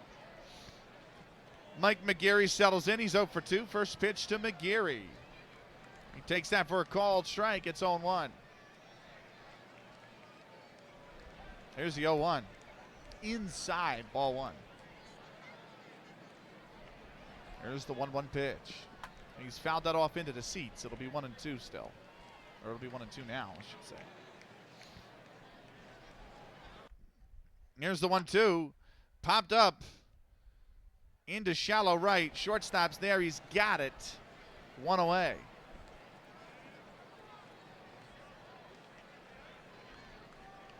The puck is down, and they are underway in Colorado between the Kings and the Avalanche. It's like the first of, I think, 4 hockey games today in the NHL playoffs. Playoff hockey is something completely different. I mean, if you guys haven't watched playoff hockey, you guys haven't watched hockey at all, playoff hockey is the one to watch. It's wild. Absolutely wild. Right. John McMullen settles in. He's 0 for 2. First pitch to McMullen. He has popped that up in foul territory, and that's going to land in the seats over there. It'll be 0-1. Here's the 0-1 pitch. He's bunted that down, back to the mound. The throw over to first is in time, and so McMullen goes for the sack bunt. That will move Donnelly to second, but there are 2 outs now. Here's Cal McVeigh, 2 for 2 so far today. First pitch to McVeigh. He's grounded that over to second. The throw on to first is in time, and the side is retired. No runs on 1 hit. They leave that man on base. We go to the top of the 6th. It's 2-1 Rockford. It'll be the 8-9-1 spots due up. George Wright will be the first man up. Before we get into it, new inning, new sponsor.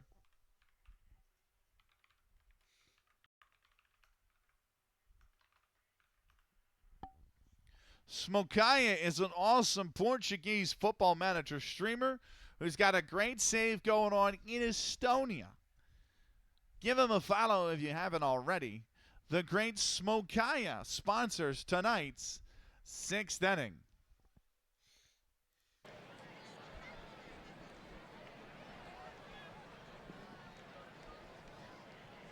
George Wright settling in. Wright currently 0 for 2 so far today. This is game 1. Oh, this is game 1. I didn't even realize it's game 1. Here's the first pitch to Wright. And he's taking that high for a ball, 1-0. The 1-0. That's high, ball 2. The 2-0 pitch. That one's going to be at the knees for a called strike. It's 0-1. It's 2-1. The 2-1. Off the plate away. 3-1 now. Hitters count. 3-1. Here's the pitch. Grounded over to second. The throw on to first is in time. One away. It's going to bring up Dick McBride. He's 1 for 2 so far today. First pitch to McBride is inside, ball 1.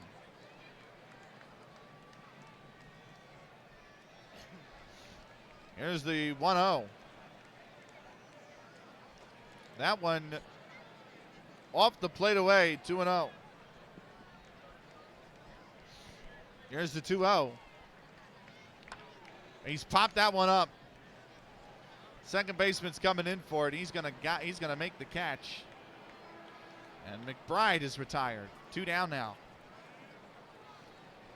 That'll bring up Cap Anson. He's 1 for 3 so far today. First pitch to Anson. Inside, ball 1. Here's the 1-0. That's lined in the gap, base hit. And Anson's aboard with a 2-out single.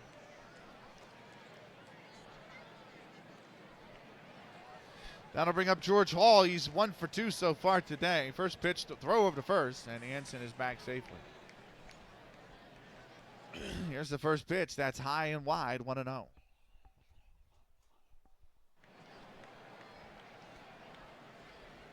Here's the 1-0. That's inside, ball 2. 2-0 now.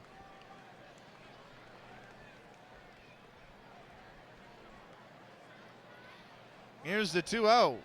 That is in there for a called strike, 2-1. Here's the 2-1. Foul down the third base side, 2-2 now. Here's the 2-2 pitch.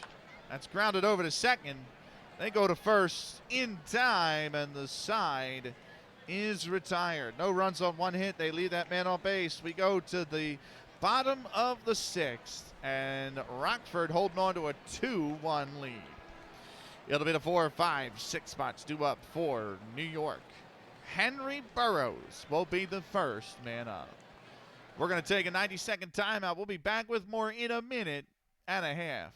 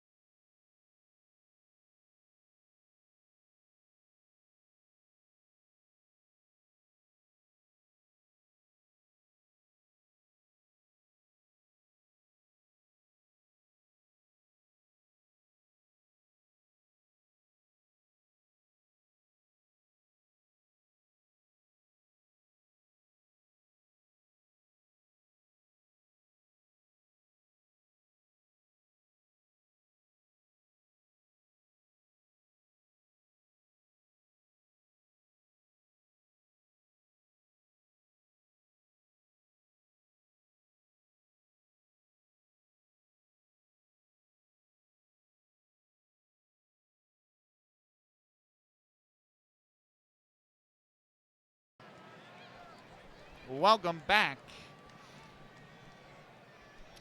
Bottom 6th here in New York. It's a 2-1 game. Henry Burroughs, the first man up. He's 0 for 2 so far today. First pitch to Burroughs. And that is lined into right. That is going to just go foul. 0-1. The 0-1 pitch. Inside, 1-1. But was that a penalty?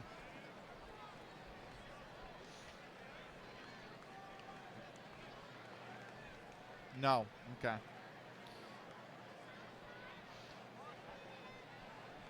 There's the 1-1. That is high in right, playable. Right fielder's there. He's got it.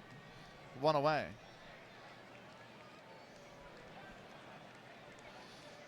That's going to bring up Riney Walters. He's 0 for 1 so far today with a walk. First pitch to Walters. And that one's going to catch the outside part of the plate. It's 0-1. There's the 0-1 pitch. He's fouled that off. 0-2 now.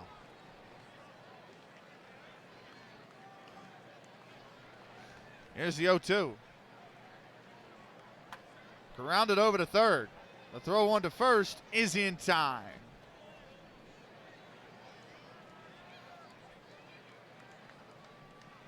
Two down now for Steve Bellin. He's 1 for 2 so far today. First pitch to Bellin. And that's taken high for a ball, 1-0.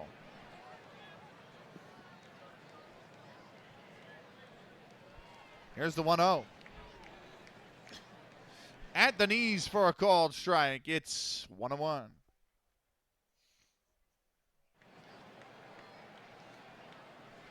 Here's the 1-1. That's in there for a called strike, 1-2. The 1-2 is in the dirt, 2-2.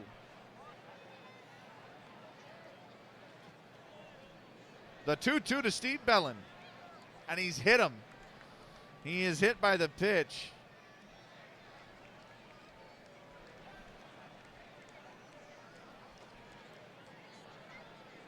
So that'll put Bellin aboard with 2 out for Charlie Pabor, who's 1 for 2 so far today. First pitch to Pabor. And he's popped it up in foul territory. Third baseman's there. He's going to make the catch. And the side is retired. No runs, no hits. They leave 1 man on base. We go top 7th here in New York. And it's Rockford leading 2-1.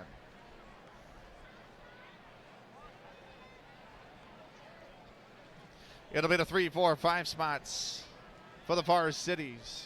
Ross Barnes will be the first man up.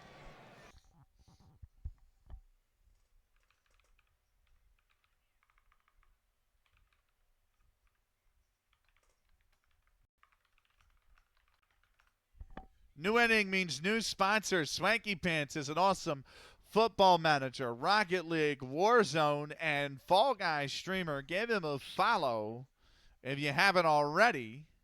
The great Swanky Pants is going to sponsor our 7th inning here tonight.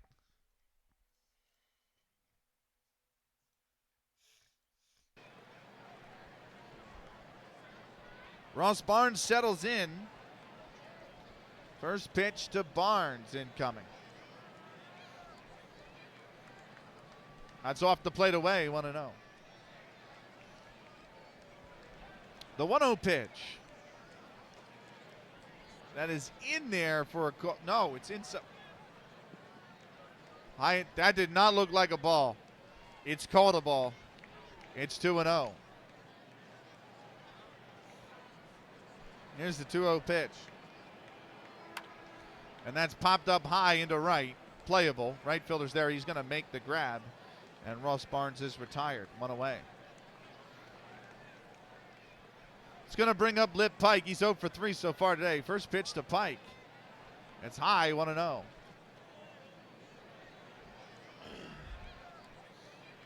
Here's the 1-0. He's ripped that foul into the seats in right. 1-1. The 1-1 fouled off. It'll be 2-1. Or I'm sorry, it'll be 1-2. Sorry. Here's the 1-2 pitch. Inside, 2-2. The 2-2 is ripped into left, base hit, and Lip Pike extends the hitting streak. Is he going to get 1 or is he going to get 2? He's only going to get 1. He's only going to get 1. It's a single for Pike. And he's aboard with 1 out. That's going to bring up Doug Allison, who's 0 for 3. First pitch to Allison. Check swing. And it's in there anyway for a called strike. It's 0-1.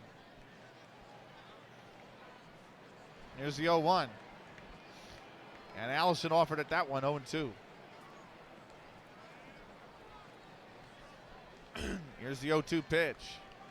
High 1-2. There's the 1-2. Swung on and missed. He struck him out. 2 down. That brings up Joe Start. He's 2 for 3 so far today. First pitch to Start is right down Broad Street for a called strike. Here's the 0-1. Start is whacked that back up the middle, base hit. It's a single for Joe Start, and it's an error on the center fielder.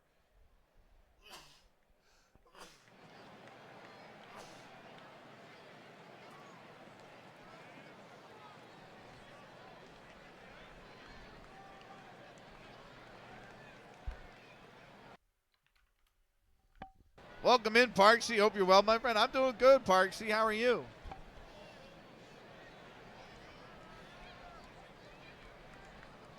So that's a single by Joe Start, but an E8. An error on John McMullen. His first of the game advances Start to second. Pike will go to third. And it's second and third with 2 outs. Back to work tomorrow, and that sucks. I'm trying not to think about it. Although, did you take time off? Is that why you say that?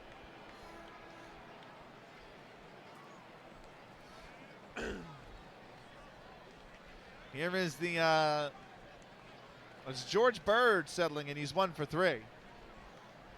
Yeah, you had a longer weekend. Nice. I'm thinking about that too. I was thinking about July, but I might do June.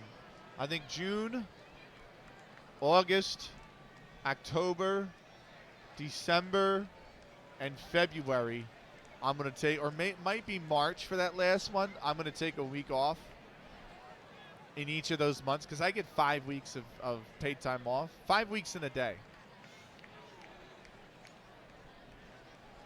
So I'm at the point where I might do, in fact, I might just do July, September, maybe November, if I can do it.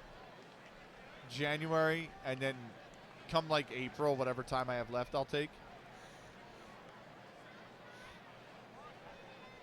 Is this a penalty on the Kings? Yeah. The Kings have a penalty. He whacked. Who is this? Number 53 for the Kings. Oh. It's actually 40 who broke the stick. So. But Avs are going to be on a power play. Right, here's George Bird settling in. I got the hockey on. If you're not into hockey, I can't recommend watching playoff hockey enough. I mean, the playoff ice hockey is so intense. It's one of the best sporting spectacles on the planet.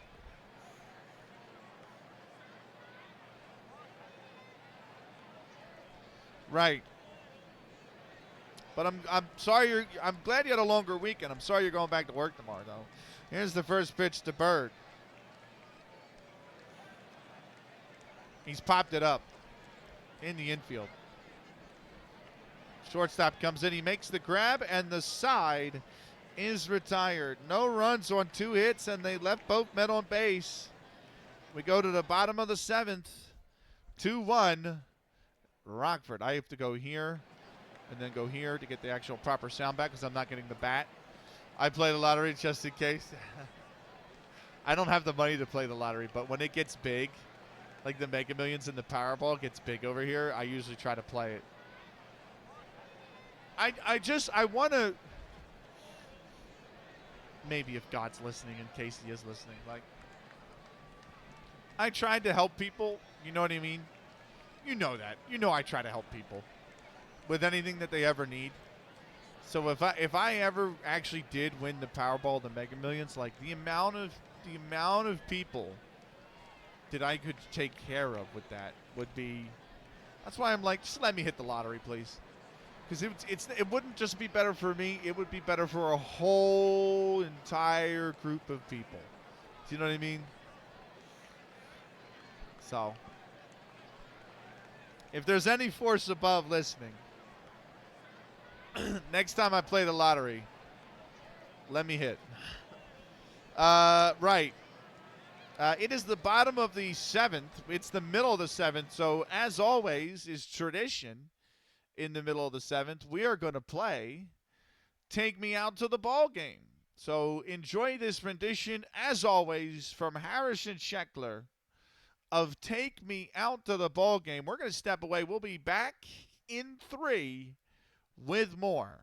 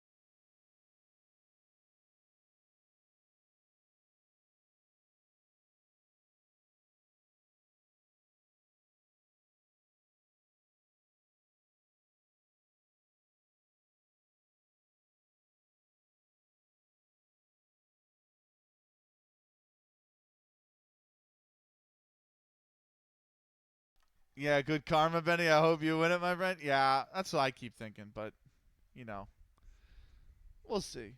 We'll see. Right.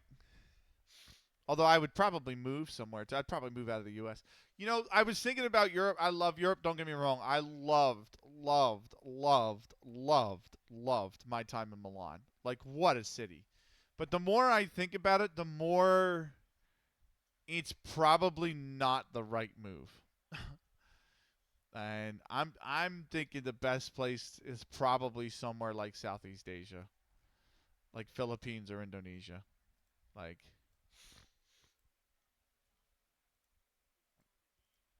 yeah, I have a good friend who's in Indonesia, uh,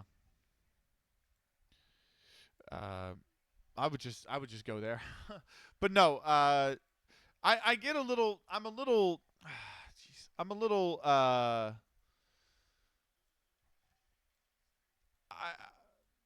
don't know. Oh, is this already done? Oh, damn. Okay.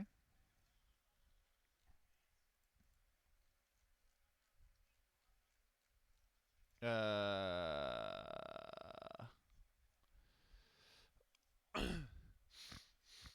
hang tight 1 second. How the freak do I do this again?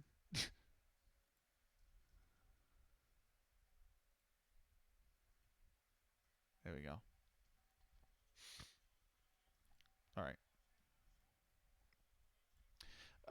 Right. Let me get back on the streamer dashboard. Sorry. I'd love Spain. I'd move there. I have an issue with the and Heindo and I were talking about this earlier. I have a very serious issue, and I understand I'm going to be talking from an American standpoint. Do not understand me, do not misunderstand me. I understand what I'm about to say is a very American mindset driven, but I have a very serious problem with the age verification stuff that's going on in the EU and in Australia.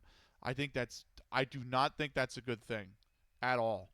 And a lot of people are saying, well, it's to protect, you know, minors from accessing content they shouldn't access. And I agree that is an issue. I understand that. Yes. Especially sensitive information. However, I think a lot of the problem is number one, a lot of that stuff goes on social media, and social media is not necessarily the target of age verification. You know, like on Discord, for example, in Australia and Blue Sky, is age verifications needed to access direct messages. But you can join a server without age verification. Do you know what I mean? And those servers might have mature channels, and yes, that needs age verification. But it's the fact that if you go onto Twitter, there is a they can get around the age verifications, whether with a VPN or whatever, and still access that content. And so it's not really stopping the people that you want it to stop consuming that content, right? And on top of that, in Australia, it's getting particularly bad where there are a lot of scam phone apps and phishing apps that are coming up that are for regular services, you know, that have nothing to do with content like that. Heindo criticized me for this because I showed him the tweet and it said like weather apps. And he's like, well, a weather app wouldn't need your age verification. I'm like, you're right. But it's a scam app that provides weather that asks for your age verification, you know? And they create those apps so they can get your data. And it's like that is an issue. You know what I mean? There's no consumer protection in these areas for scam apps, phishing websites, scam websites that want to portray themselves as legitimate but have mature, suggestive, whatever content that requires age verification, and the whole purpose they exist is so that they can get a copy of your ID. Um, and those are starting to pop up in Australia, and that's a big problem. Do you know what I mean? And I'm like, that's a problem that's created because the government decided age verification should be a thing for the internet. There should not. I'm very anti-censorship. There should not be anything like that. You know, if you're, I come from an age where I grew up, and the internet was way more wild, wild west than it is now. It is a crazy space at the moment. You are right. Yeah, age and VPN usage spiked when it came here. It does feel like the wild, wild west, like what the age that I grew up in, and certainly I'm sure the age that you grew up in as well. But at the same time, it's like you have to. I told him, I said a lot of the responsibility in my eyes should fall on the parents, and um, they're responsible for ensuring that if their kids do consume that kind of content, whether by accident or they search it out, that there's some sort of conversation they have with the kids. I always look at it this way. The problem I have with it is I think it's very censorship based. I think it harms regular people more than it protects the people that it's supposed to protect. And I asked Heindo, I said, the question I have is this: do you trust the powers that be to protect your information, not use it to surveil on you, accurately dictate what would constitute as requiring age verification and what does not based on the type of content that it is, and also regulate the sale and collection and security of your data by the companies or units that would collect it? And if you say yes to every one of those, then fine. But at any point in time, if you say no to any portion of that, then age verification is not the way to go. Do you know what I mean? It does more harm than it does good. And I'm really struggling to accept that from the EU and Australia, which is why I would love to live in Europe. It's fucking amazing. I can make it happen within a few years. I totally could. But I would be very hesitant to, because that is a big precaution for me, especially the shit that went on with Italy. I mean, the age verifications that happened in Italy, where they were DDoSed and then the information was hacked, and like within the opening 24 hours of them rolling it out, and I'm like, this is just not fucking, you know what I mean? Like, I can't. This is not the way we should be handling it. It's come here too. The state of Virginia has it. And the same shit's happened. The VPN usage in the state of Virginia spiked because they can just VPN into a PA address because we don't have it in PA. And I'm like, it's I don't know. It does more harm than good to the regular user, I think. It's not the way to go. Not that the content ever harmed anybody. I don't think. I'm a big believer that violent video games and things like that do not drive people to be violent. There are plenty of studies that prove that. I mean, I played violent video games, and I am not a violent person whatsoever.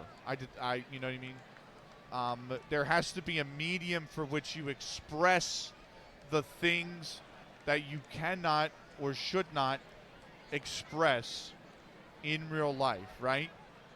Art, music, movies, video games, those are the mediums with which you have that artistic expression. We shouldn't censor that. I'm not a big proponent of that. Anyway, I'm getting off my soapbox. We're getting back onto the baseball. It's Art Allison center stepping into the box. Here's the first pitch to Allison. Bottom seven. It's only a one-run game here. And that is high for a ball, 1-0. Here's the 1-0 pitch. And Allison fanned at that one, 1-1. The 1-1 pitch. And that is popped up high into center field, but playable. Center fielder takes a few steps in, makes the catch, and Allison is sat down. One away. Here's shortstop Pete Donnelly. 1 for 2 so far today. Here's the first pitch. That's high and inside, 1-0. Here's the 1-0 pitch. Grounded over to second. Throw one to first is in time. 2 down.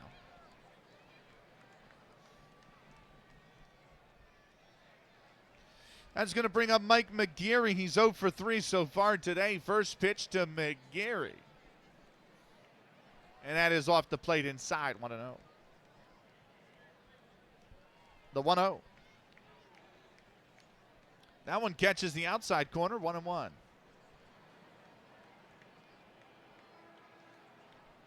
There's the 1-1 pitch. Grounded over to third. Throw one to first is in time. And the side is retired. They go down in order here in the bottom of the 7th. We go to the top of the 8th. It is a 2-1 Rockford game right now. It'll be the 8-9-1 spots due up. George Wright is the first man up. We have a new inning it's time for a new sponsor.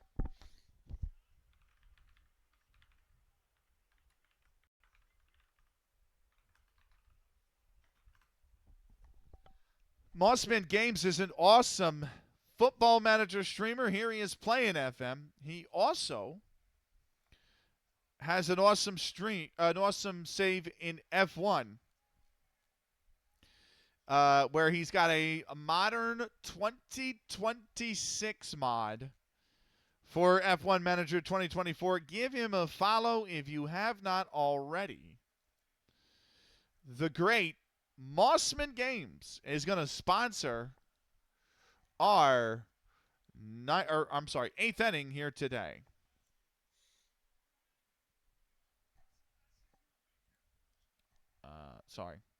Right.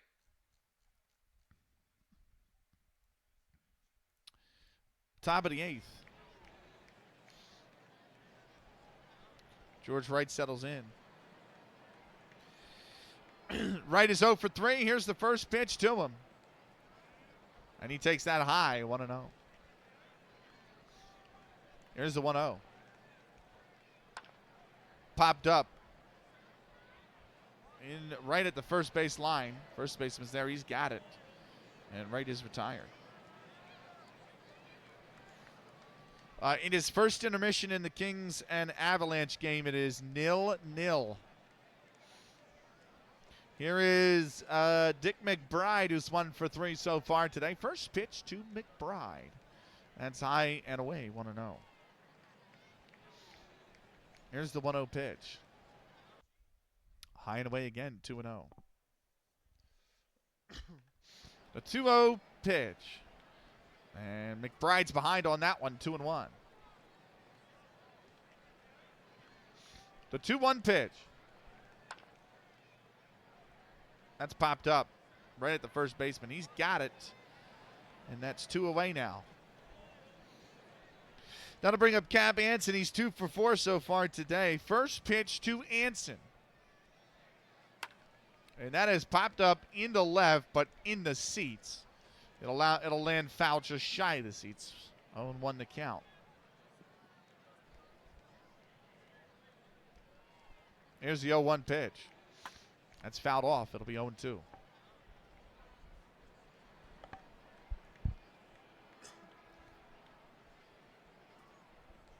Here's the 0-2. Grounded back to the mound. The throw over to first is in time, and the side is retired. They go down in order here in the top of the 8th. We go to the bottom of the 8th. It is still a 1-run game. It'll be the 2, 3, 4 spots due up first. John McMullen will be the first man up. We're going to take a 90-second timeout. We'll be back with more in a minute and a half.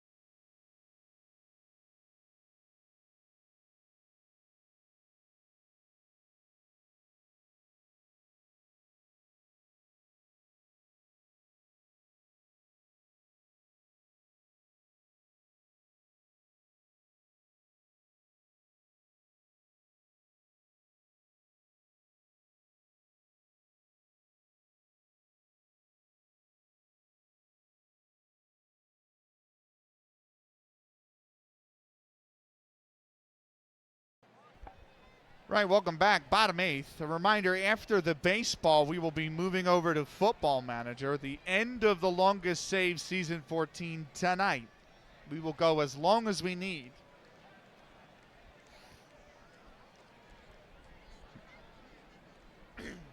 We have 7 games left in that season.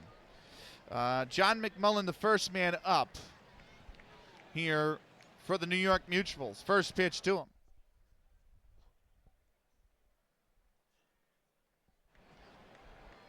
And that's in there for a called strike. It's 0-2. He's 0 for 2 so far. And I might have said 0 for 3. He had a sack bunt, so he's 0 for 2. Sacrifice fly and sacrifice bunts do not count as at-bats because it is you are agreeing to throw your out away in order to advance a runner.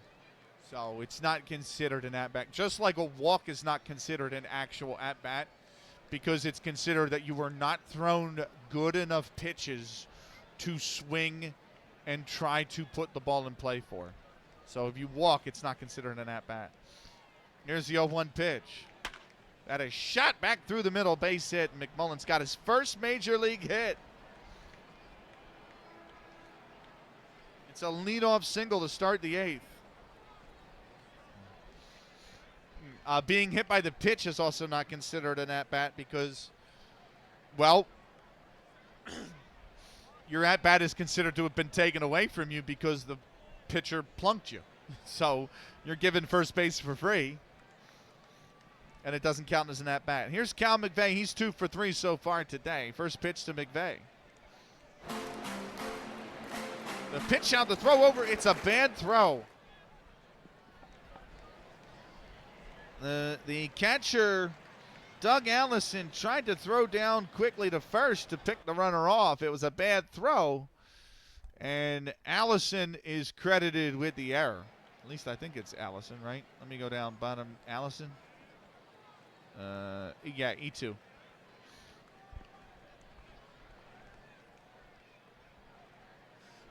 Here's the 1-0. That's high, 2-0. Runners on second now. That's McMullen. Here's the 2-0 pitch. Foul down the third base line. 2-1. Here's the 2-1. That's a base hit. McVay has got runners on the corners now with nobody out. This is big for New York. Henry Burroughs comes in. He is 0 for 3 so far today. First pitch to Burroughs. And that is a called strike. It's 0-1. They got to get out of this jam. Here's the 0-1. Inside, 1-1. The 1-1 is lined towards the gap. That's a base hit, and the game is tied.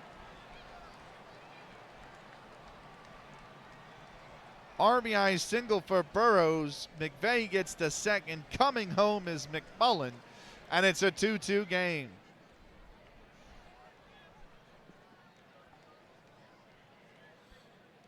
Here's pitcher Riney Walters, who's 0 for 2 so far today. First pitch to Walters. Grounded back to the mound. The throw over to second. Do they get the lead runner? They got the lead runner. And it's a fielder's choice 1-6. So Walters is aboard at first base. They throw Burroughs out at second. McVay goes to third. Runners on the corners now with 1 out. Steve Bellin, who's 0 for 2 or 1 for 2 so far today, due up. Here we go. First pitch to Bellin. High and inside, ball 1. The 1-0. Fouled off.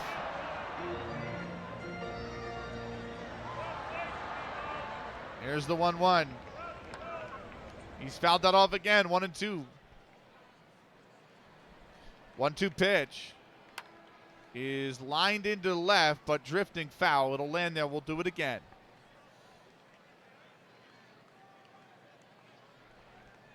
Here's the 1-2. That is deep into left. Left fielder's there. He's got it. Is the runner going to tag? He does not tag. The runner cannot tag. And it stays a 2-2 game. That brings up Charlie Pabor's 1 for 3. First pitch to Pabor. He's fouled that off. Here's the 0-1. Popped that one up. And the second baseman's got it. And the side is retired. 1 run on 3 hits, and they leave 2 aboard. We go to the top of the 9th. It's a tie ball game at 2 apiece. It'll be the 2, 3, 4 spots due up for Rockford. George Hall will be the first man up. But first, new ending, new sponsor.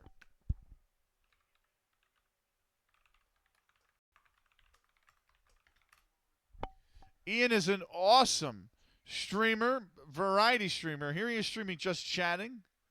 Or at least this is some sort of game. I don't know what this is.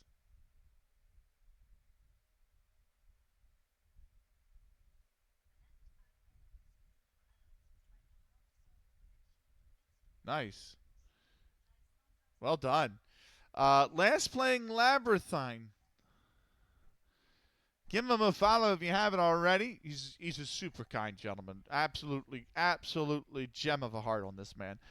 Give him a follow if you haven't already. Ian Bigfoot sponsors our 9th inning here tonight.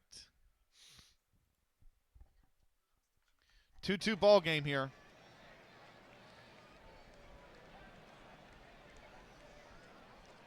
George Hall settles in. First pitch to Hall. Check swing. He has third base umpire. He did not go. 1-0. There's the 1-0 pitch. That's on the corner for a called strike. It's on 1. Here's the 0-1. Fouled. 1-2.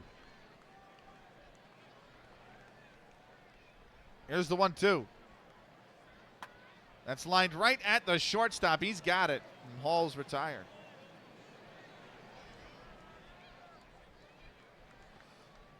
Here's Russ Barnes. He's 0 for 3 so far today. First pitch to Barnes.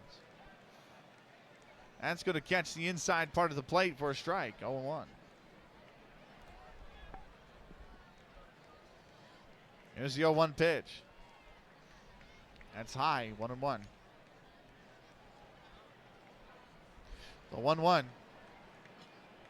Check swing, but it's in there anyway. 1-2.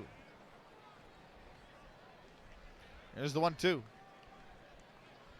Outside, ball 2. The 2-2 pitch. Grounded. That takes a big Baltimore hop. There is no play. It's an infield single for Barnes. It took a massive Baltimore hop, that.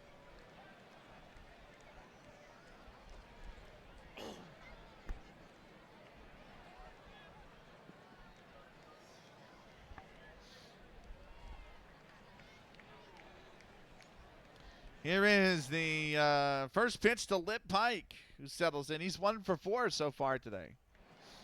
Throw over to first, and Hall is back safely.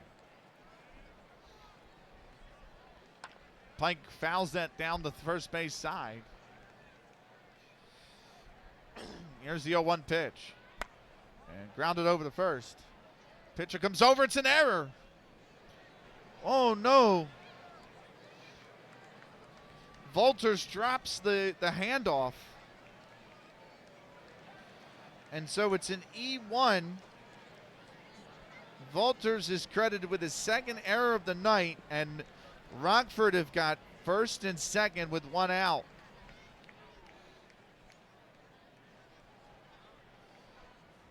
This is going to bring up Doug Allison. Allison is 0 for 4 so far today. First pitch to Allison. And that's a called strike. Throw over 30. Safe. They double steal. That's a massive double steal.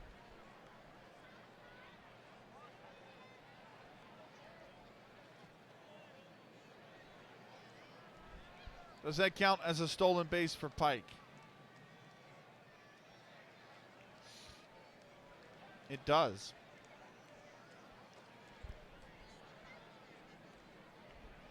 That's a risky double steal, but they get it. And now it's second and third with one out. That is a massive double steal. Could be a really game-changing double steal. Allison 0-1. Here's the pitch. He's late on that one, 0-2. Here's the 0-2. And he's popped it up in center. I don't think it's deep enough to tag the runners. The catch is made. And they stay put. Here's Joe Start. He's 3 for 4 today. First pitch to Start is going to be inside 1-0.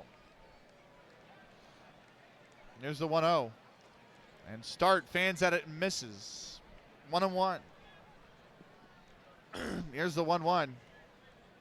And that one is inside 2-1. The 2-1. Start waves at that one 2-2.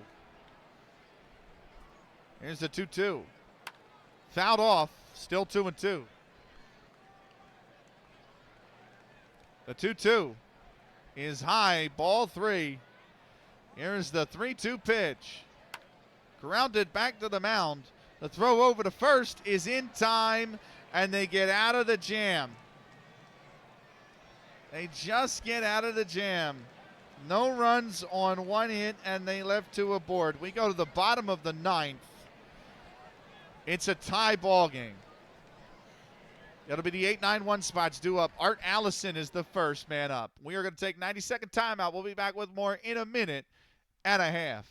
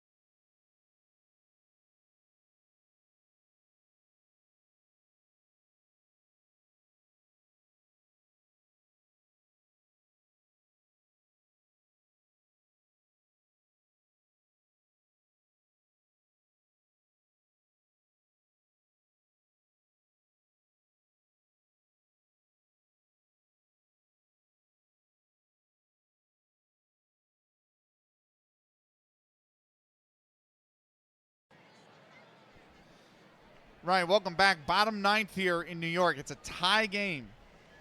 It's the 8-9-1 spots due up. It's Art Allison settling in. He's 0 for 3 so far today. First pitch to him.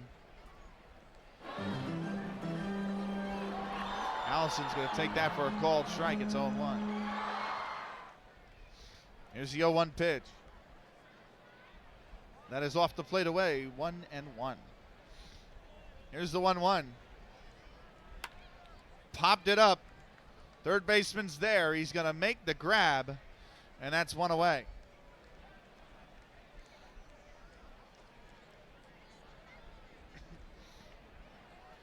Here is the, this is Pete Donnelly. He's 1 for 3 so far today. First pitch to Donnelly. He's fouled that off. Here's the 0-1.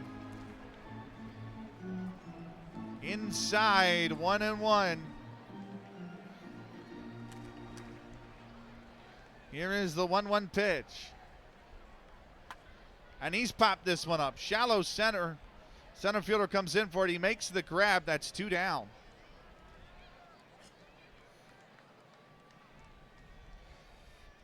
Here's Mike McGeary. He's 0 for 4 so far today.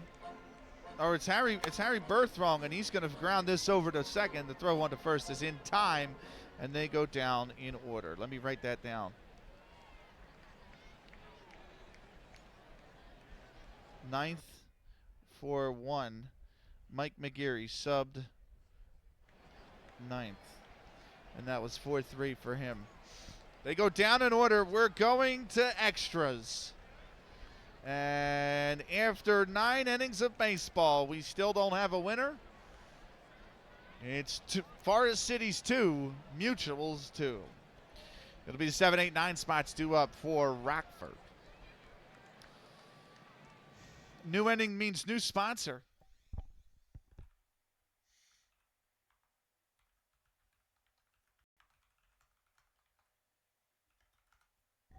Dave Hull FC is an amazing Football Manager streamer. Great guy to talk to. And just holds himself with a lot of class. The great Dave Hull FC is our sponsor for tonight's 10th inning. Right. We've got extra baseball on tap. We're going to have a pinch hitter. It'll be Al Barker settling in. Barker.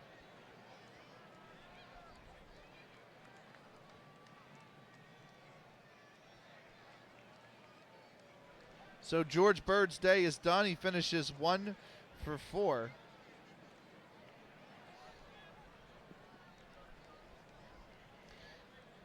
Thank you for the shout out. You are welcome, Smoke Eye. I hope you're well. Welcome to Extra Baseball. Here's the first pitch to Barker.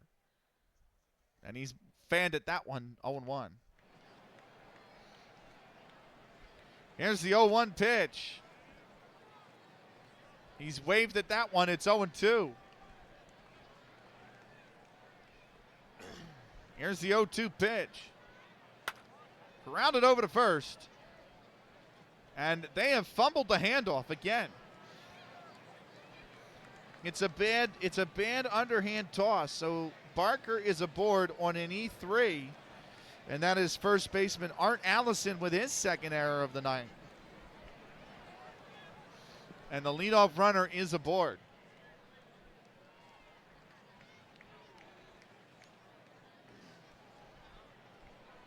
Here's George Wright. He's 0 for 4 so far today. First pitch to Wright, he's fouled that off.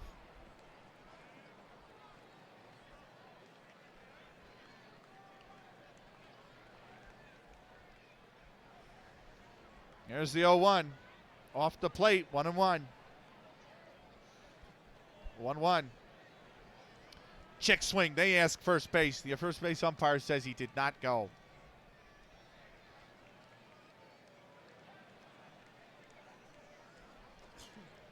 Here's the 2-1. Grounded back up the middle, and that is going to be fumbled by the second baseman. I keep forgetting to do that for all the errors we had. But that is an E. That is an E4. So the inning starts with back-to-back errors.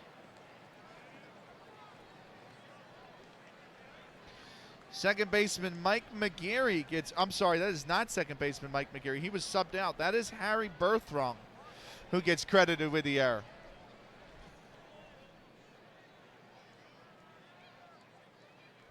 And now an opportunity for Rockford, first and second. With nobody out.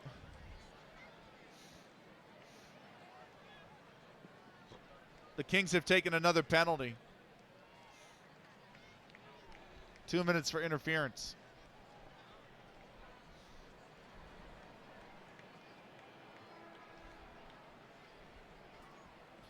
Here's the first pitch. This is Dick McBride settling in. First pitch to McBride. And he has flied that deep into left. They cannot tag up off of it, and that will be the first out of the inning.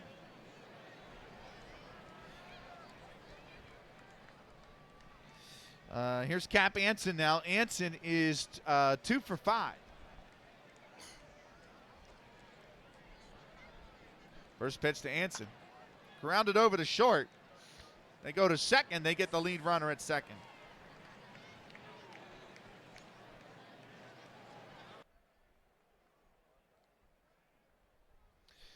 So,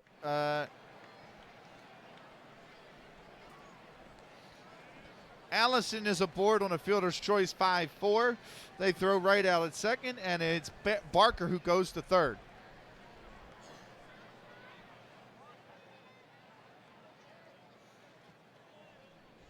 I feel like Colorado's going to score on this power play.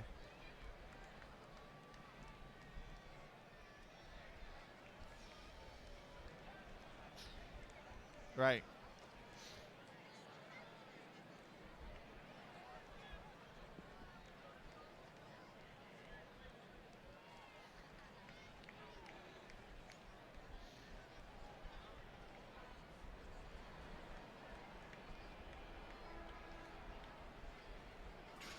Sorry. Right. Who is this? George Hall settling in. Hall is 1 for 4 so far today. Actually, there might not. There's only 15 seconds left. Here's the first pitch to Hall. And I think that's in there, isn't it? No, that's high, 1-0. It was close, that's for sure. The penalty's expired.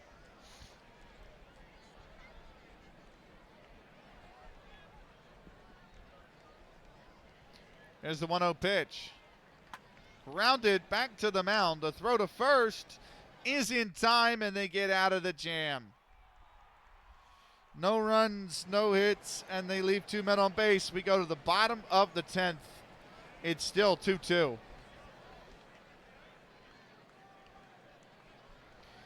It'll be the 2, 3, 4 spots due up. John McMullen's going to lead things off. We're going to take a 90-second timeout. We'll be back with more in a minute and a half.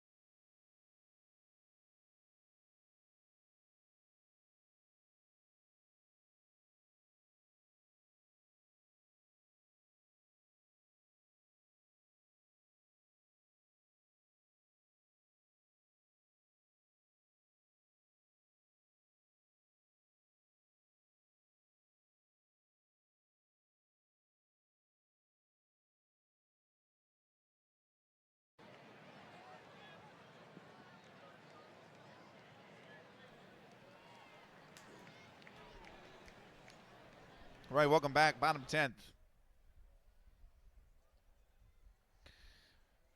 2-2 ball game. Here we go. John McMullen settling in. First pitch to McMullen. He's fouled that off. 0-1. Here's the 0-1. And McMullen sends that into right, but that's going to drift foul. We'll do it again at 0-2. Here's the 0-2. Popped it up right at the first baseman. He's got it, one away.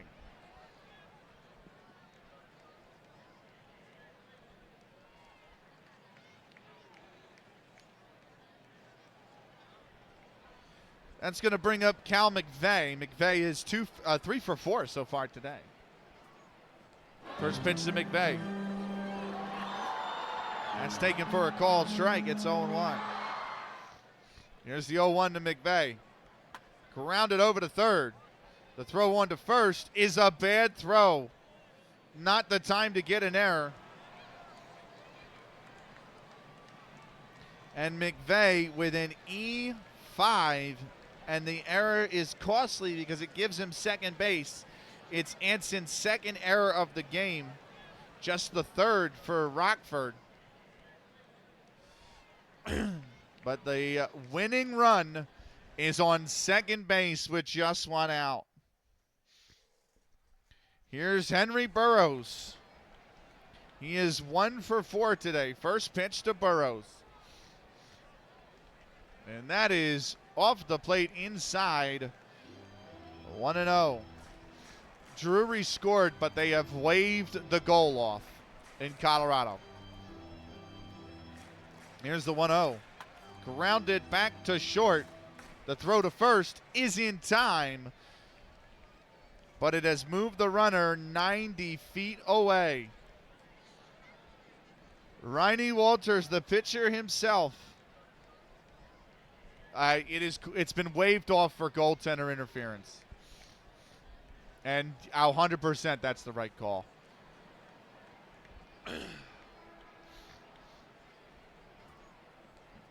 A pitcher himself, though, Riney Walters steps in, and he can deliver a hit, just a hit. Brings the man from third home. First pitch to Walters. Off the plate, you don't want to pass ball, anything. Pass ball, wild pitch, it will bring him home.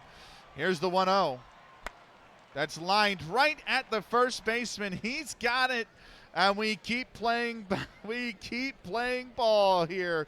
We go to the top of the 11th. It's still 2-2. It'll be the 3, 4, 5 spots due up for Rockford. Ross Barnes will be the first man up.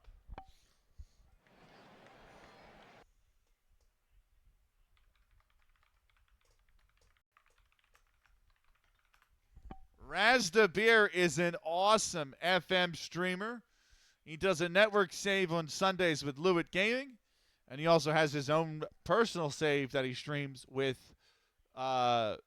Portsmouth Women. Give him a follow if you haven't already. The great Raz DeBeer sponsors our 11th inning here tonight.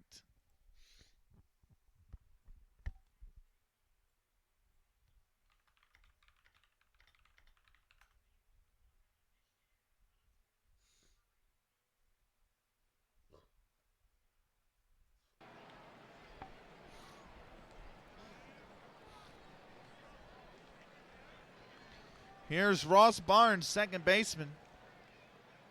1 for 4 so far today. First pitch to Barnes. And that's taken on the outside corner for a called strike. It's 0-1. Here's the 0-1. That's fouled off. 0-2. Here is the 0-2 pitch. In the dirt, 1-2.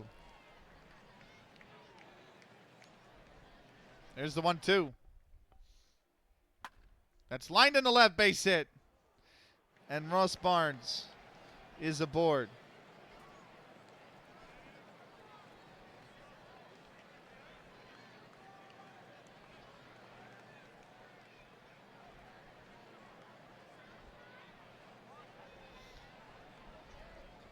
I'm just marking in the extras box which inning the markings are for.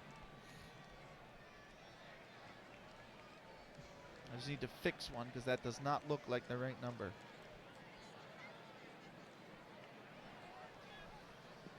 All right. Here is Lip Pike, the right fielder. 1 for 5 so far today. First pitch to Pike. And Pike has ripped that in the left. That is going to stay fair. That's a fair ball. And this could be extra bases. Lip Pike looking for second's going to slide in, and that's big. It's first and second. I'm sorry, it's second and third with nobody out for Rockford.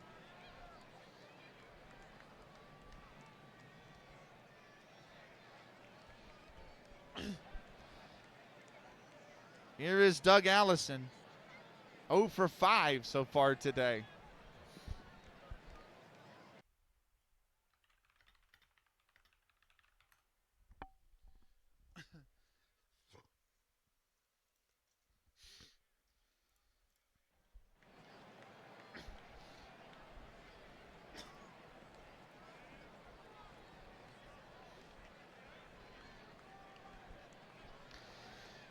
Here is the first pitch to Doug Allison. And Allison has ripped that high and deep into left field. The center fielder is there, and he makes the catch. Does he tag up? They do not tag up. That looked like that was going to sail, and then it just kind of held up there for the center fielder to come over his left center field, and that is going to be the first out of the inning. That brings up Joe Start, who is 3 for 4. Certainly sounded great off the bat, didn't it? Kings are on a power play now, by the way.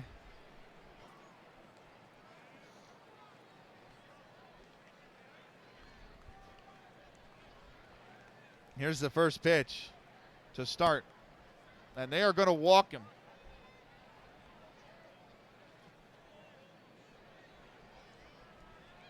It's an intentional base on balls for Joe Start.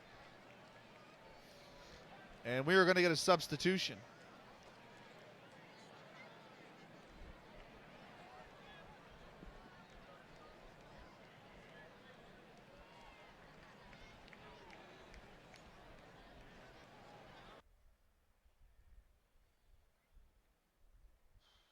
Is this for Al Barker?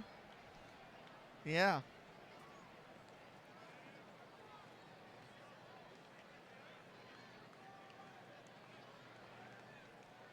So Barker's one and done. KXJ, what's good, man? How are you?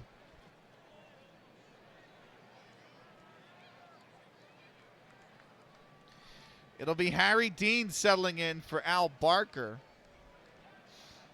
Dean, just his 10th at-bat this season. Here is the first pitch to Dean. Honestly, been better. My head been killing me all day. How about you, man? I'm doing great. We're in a barn burner of a game. It's bases loaded. There's one out, and it's extra innings right now, KXJ. So this is a very tight game. But I'm good. I've gotten some pieces of art back today, which has been really nice. I say pieces of art. I've been commissioning quite a few artists for pieces of art for my OC, and I got I think 3 back yesterday, or no, I got 3 back on Friday. I had 2 sketches delivered to me overnight, like initial sketches, and I provided feedback for them, and then I got another piece of art today, which has been great. And then I've had a revised sketch come back today as well, which has been really nice. So, we're booking. I'm like waist deep in the art community now. But it's been brilliant. So I'm happy. I'm loving it. Let me just get R-Dub up and have him lurk. Right, there we go. Dismiss. Okay.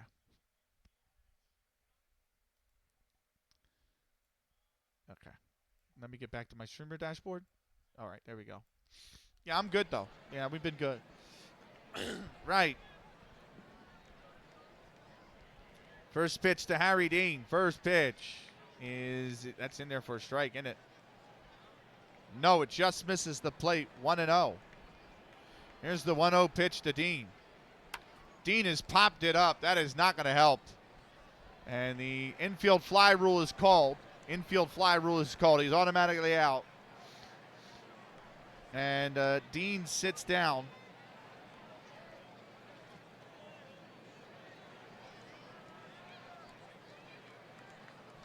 And that is going to bring up George Wright. Wright originally reached via an error his last at bat in the 10th.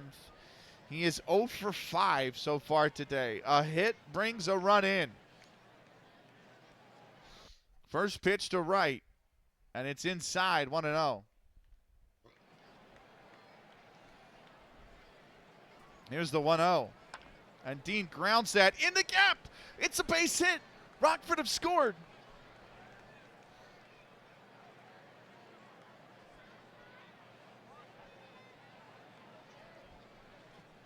Rockford have taken the lead. It's 3-2.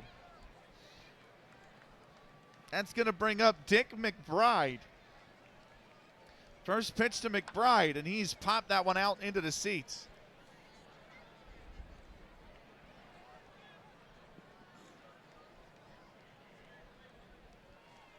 Here's the 0-1. McBride's behind on that one. It's 0-2. The 0-2. McBride. Is that going to stay fair? It's a fair ball. It's more runs for Rockford. McBride gives himself some run support.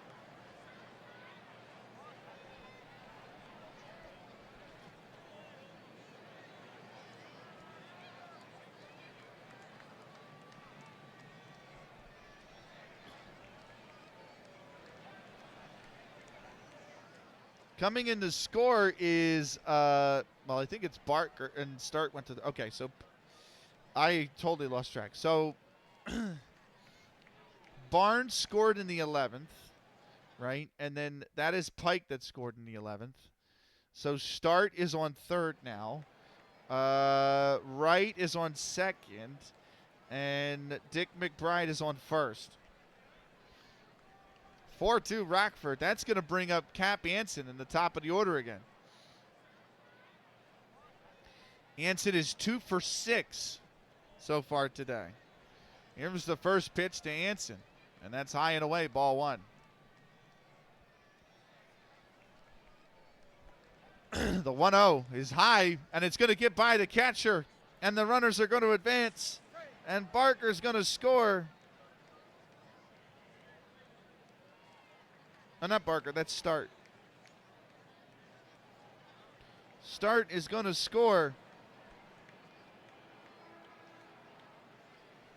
Going to third is Wright. Going to second is McBride. And it's 5-2 Rockford. Here's the 2-0. Grounded over the third. The throw on to first is a bad throw. Oh, the inning won't end.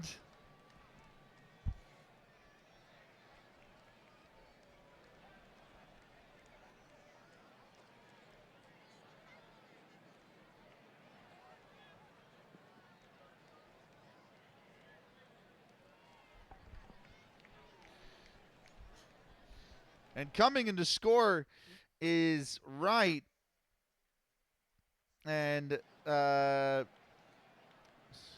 McBride goes to third. It's 6-2. It's an E5 error on the third baseman, Steve Bellin.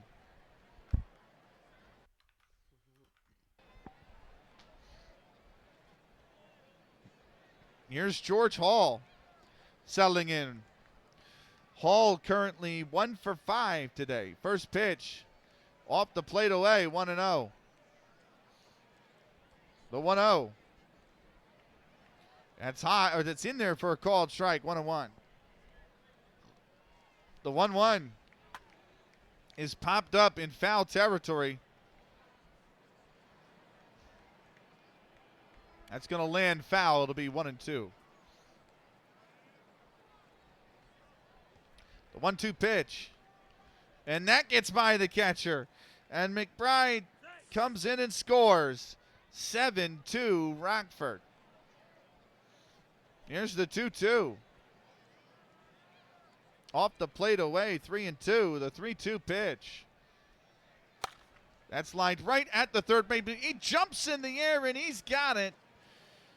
But the side is finally retired. 5 runs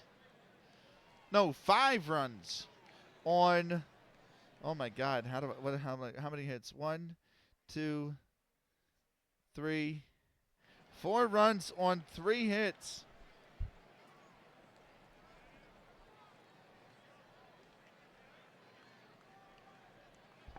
No men left on base. We go to the top. We go to the bottom of the 11th, and Rockford have jumped out to a 7-2 lead. It'll be the 6, 7, 8 spots due up. Steve Bellin will be the first man up. We're going to take a 90-second timeout. We'll be back with more in a minute and a half.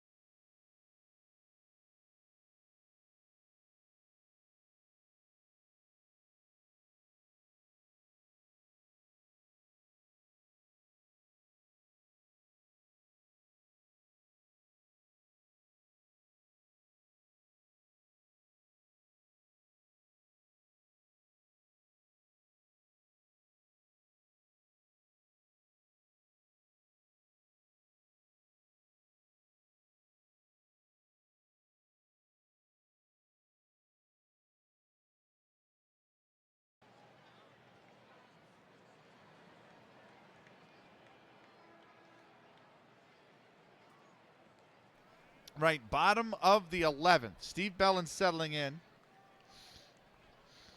First pitch to him.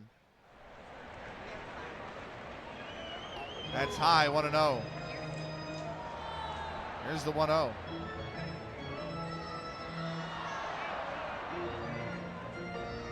And that one's going to be high, 2-0. The 2-0. And that is into left, base hit. Bellin not ready to be done just yet. He's got a single. Here is Charlie Pabor settling in. He is 1 for 4 today. First pitch to Pabor. Throw over to first, and the runner is back safely. First pitch to Pabor. That is in the center. Is it going to drop? It's right at the center fielder. He's got it, 1 away.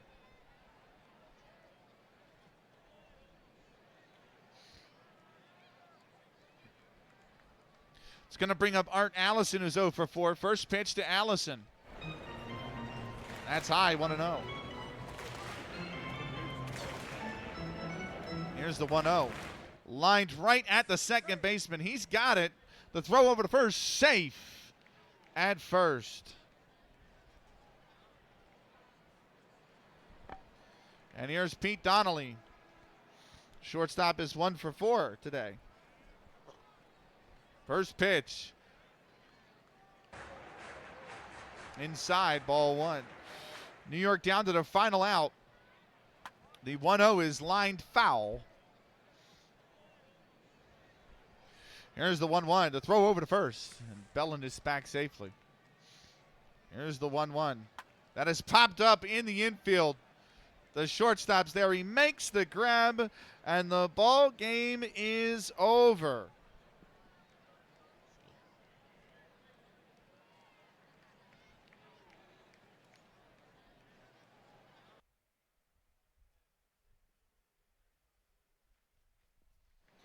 Rockford have come into New York and outlasted the Mutuals in a really tight, well-fought affair.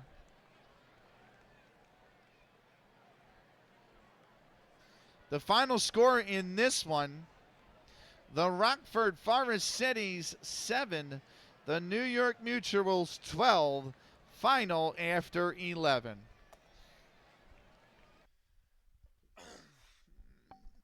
Right.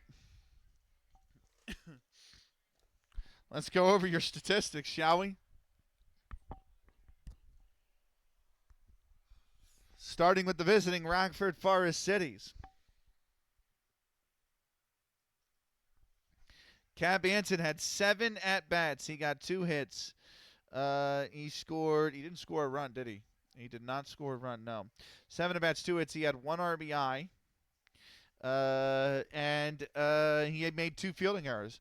Hey, happy Sunday, RZA. Welcome in. Happy Sunday. What is that emote? What is that? Ay, ay, ay. Welcome in. Let's continue with the statistics real quick. George Hall, 1, 2, 3, 4, 5, 6 at-bats. 6 at-bats for Hall. He got 1 hit. And he stole a base. He was also hit by the pitch once. How are you, RZA? Welcome in. Ross Barnes he had 5 at-bats.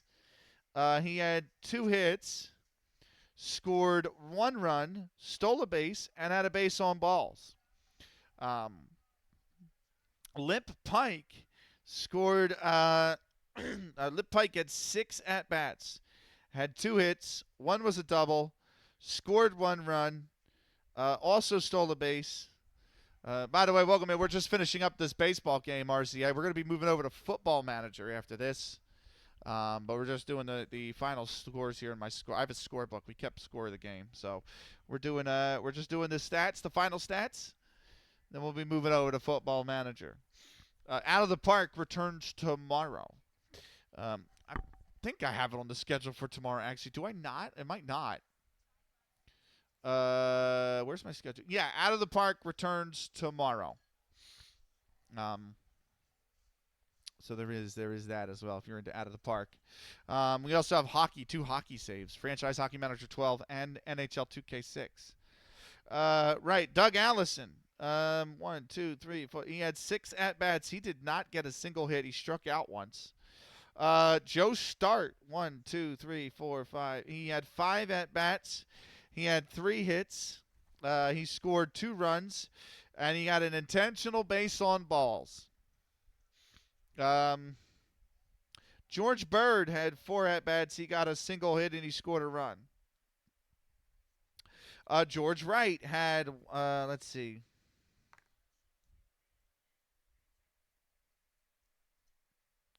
I believe he had a single. Did he not? I got to go to the game log because I have him in the 11th as getting something. George Wright. Where is he? George Wright. Yeah, he did single. Okay.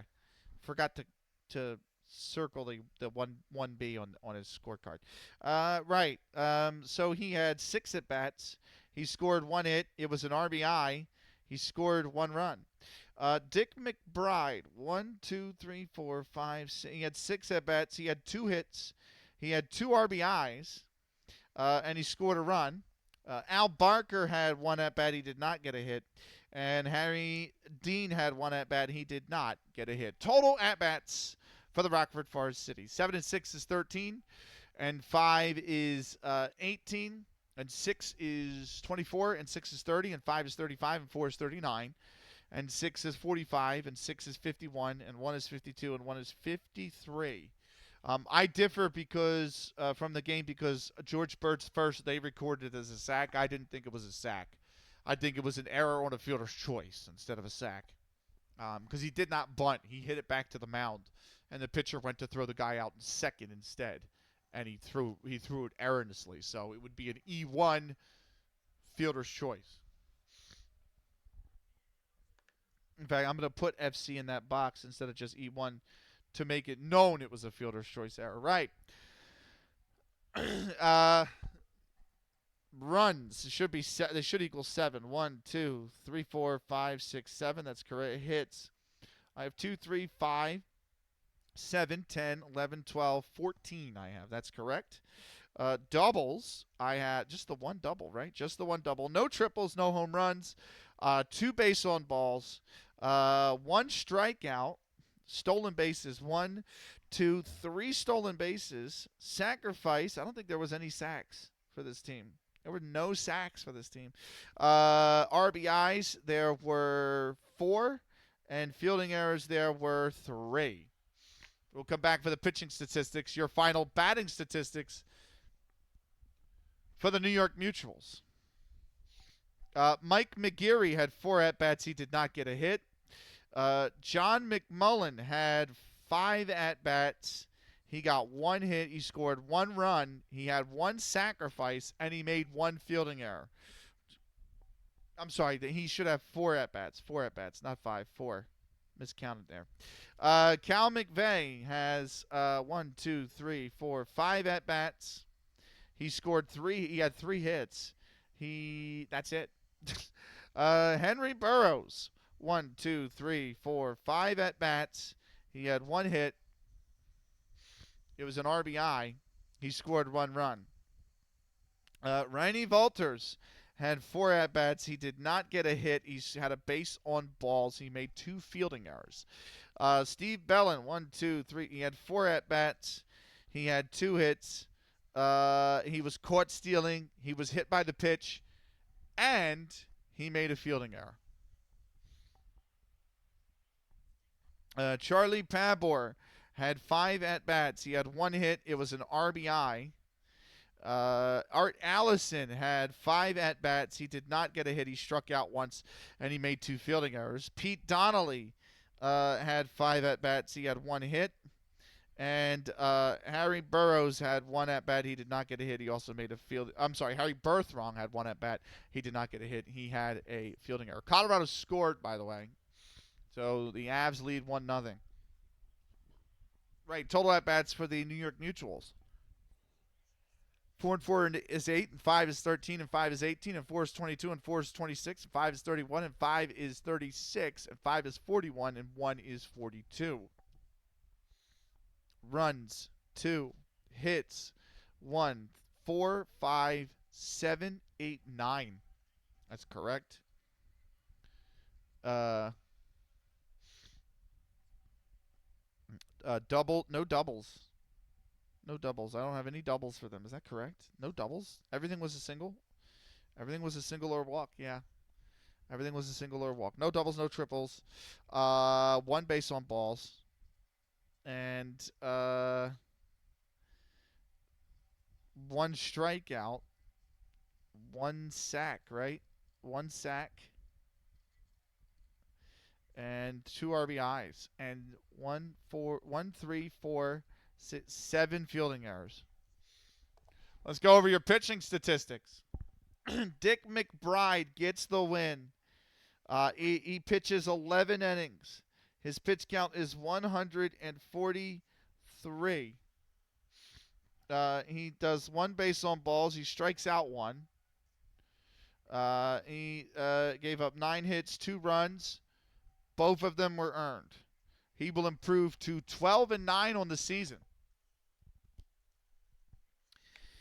Rainy Walters gets credited with the loss. He pitches 11 innings. His pitch count is 174.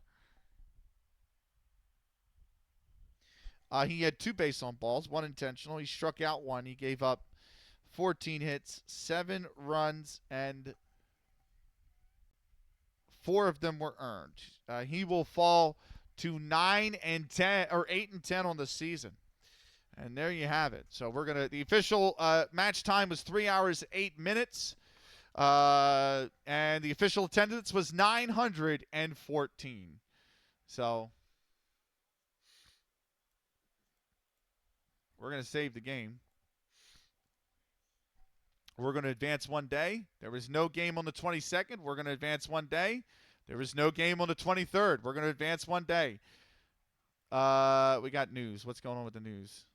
McBride wins Player of the Week, and Barnes is leading the league in caught stealing. which it's fine. So the next game, tomorrow night's game, is going to be the 8-10 New York Mutuals traveling to the 11-10 Fort Wayne Kekiungas. That's going to be a big National League matchup. Why is that? Let's go to the standings. So I am on the right day. Yeah, the standings. The American League remains unchanged. Boston is at the top at 12-4. 2 games back at 11-7 is Cleveland. Philadelphia is 2.5 back at 11-8. Washington are 6 back at 9-13. They only have 11 games left in. I'm sorry, they have 10 games left in their season to Washington. In the National League, Chicago White Stockings lead the National League by a half game over the Rockford Forest Citys. 13-11 now is Rockford, within a half game of the pennant lead. Fort Wayne are a game back. The New York Mutuals loss pushes them 2.5 games back now. The Troy Haymakers are 9 games back at 4-19, and they only have 9 games left to play. So a win from Chicago or a loss by Troy will will officially eliminate the Troy Haymakers. New York at Fort Wayne is the next game. New York need the win to pull back within 2 games of Chicago. If they do, they drag Fort Wayne to a game and a half back. Fort Wayne need to win to keep pace with Rockford and stay within a half game of Chicago. So that is a massive, massive game coming up tomorrow night.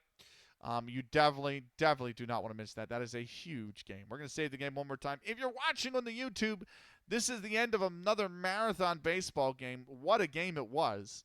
Thank you so much for watching. We will see you in the next one. Until then, take care.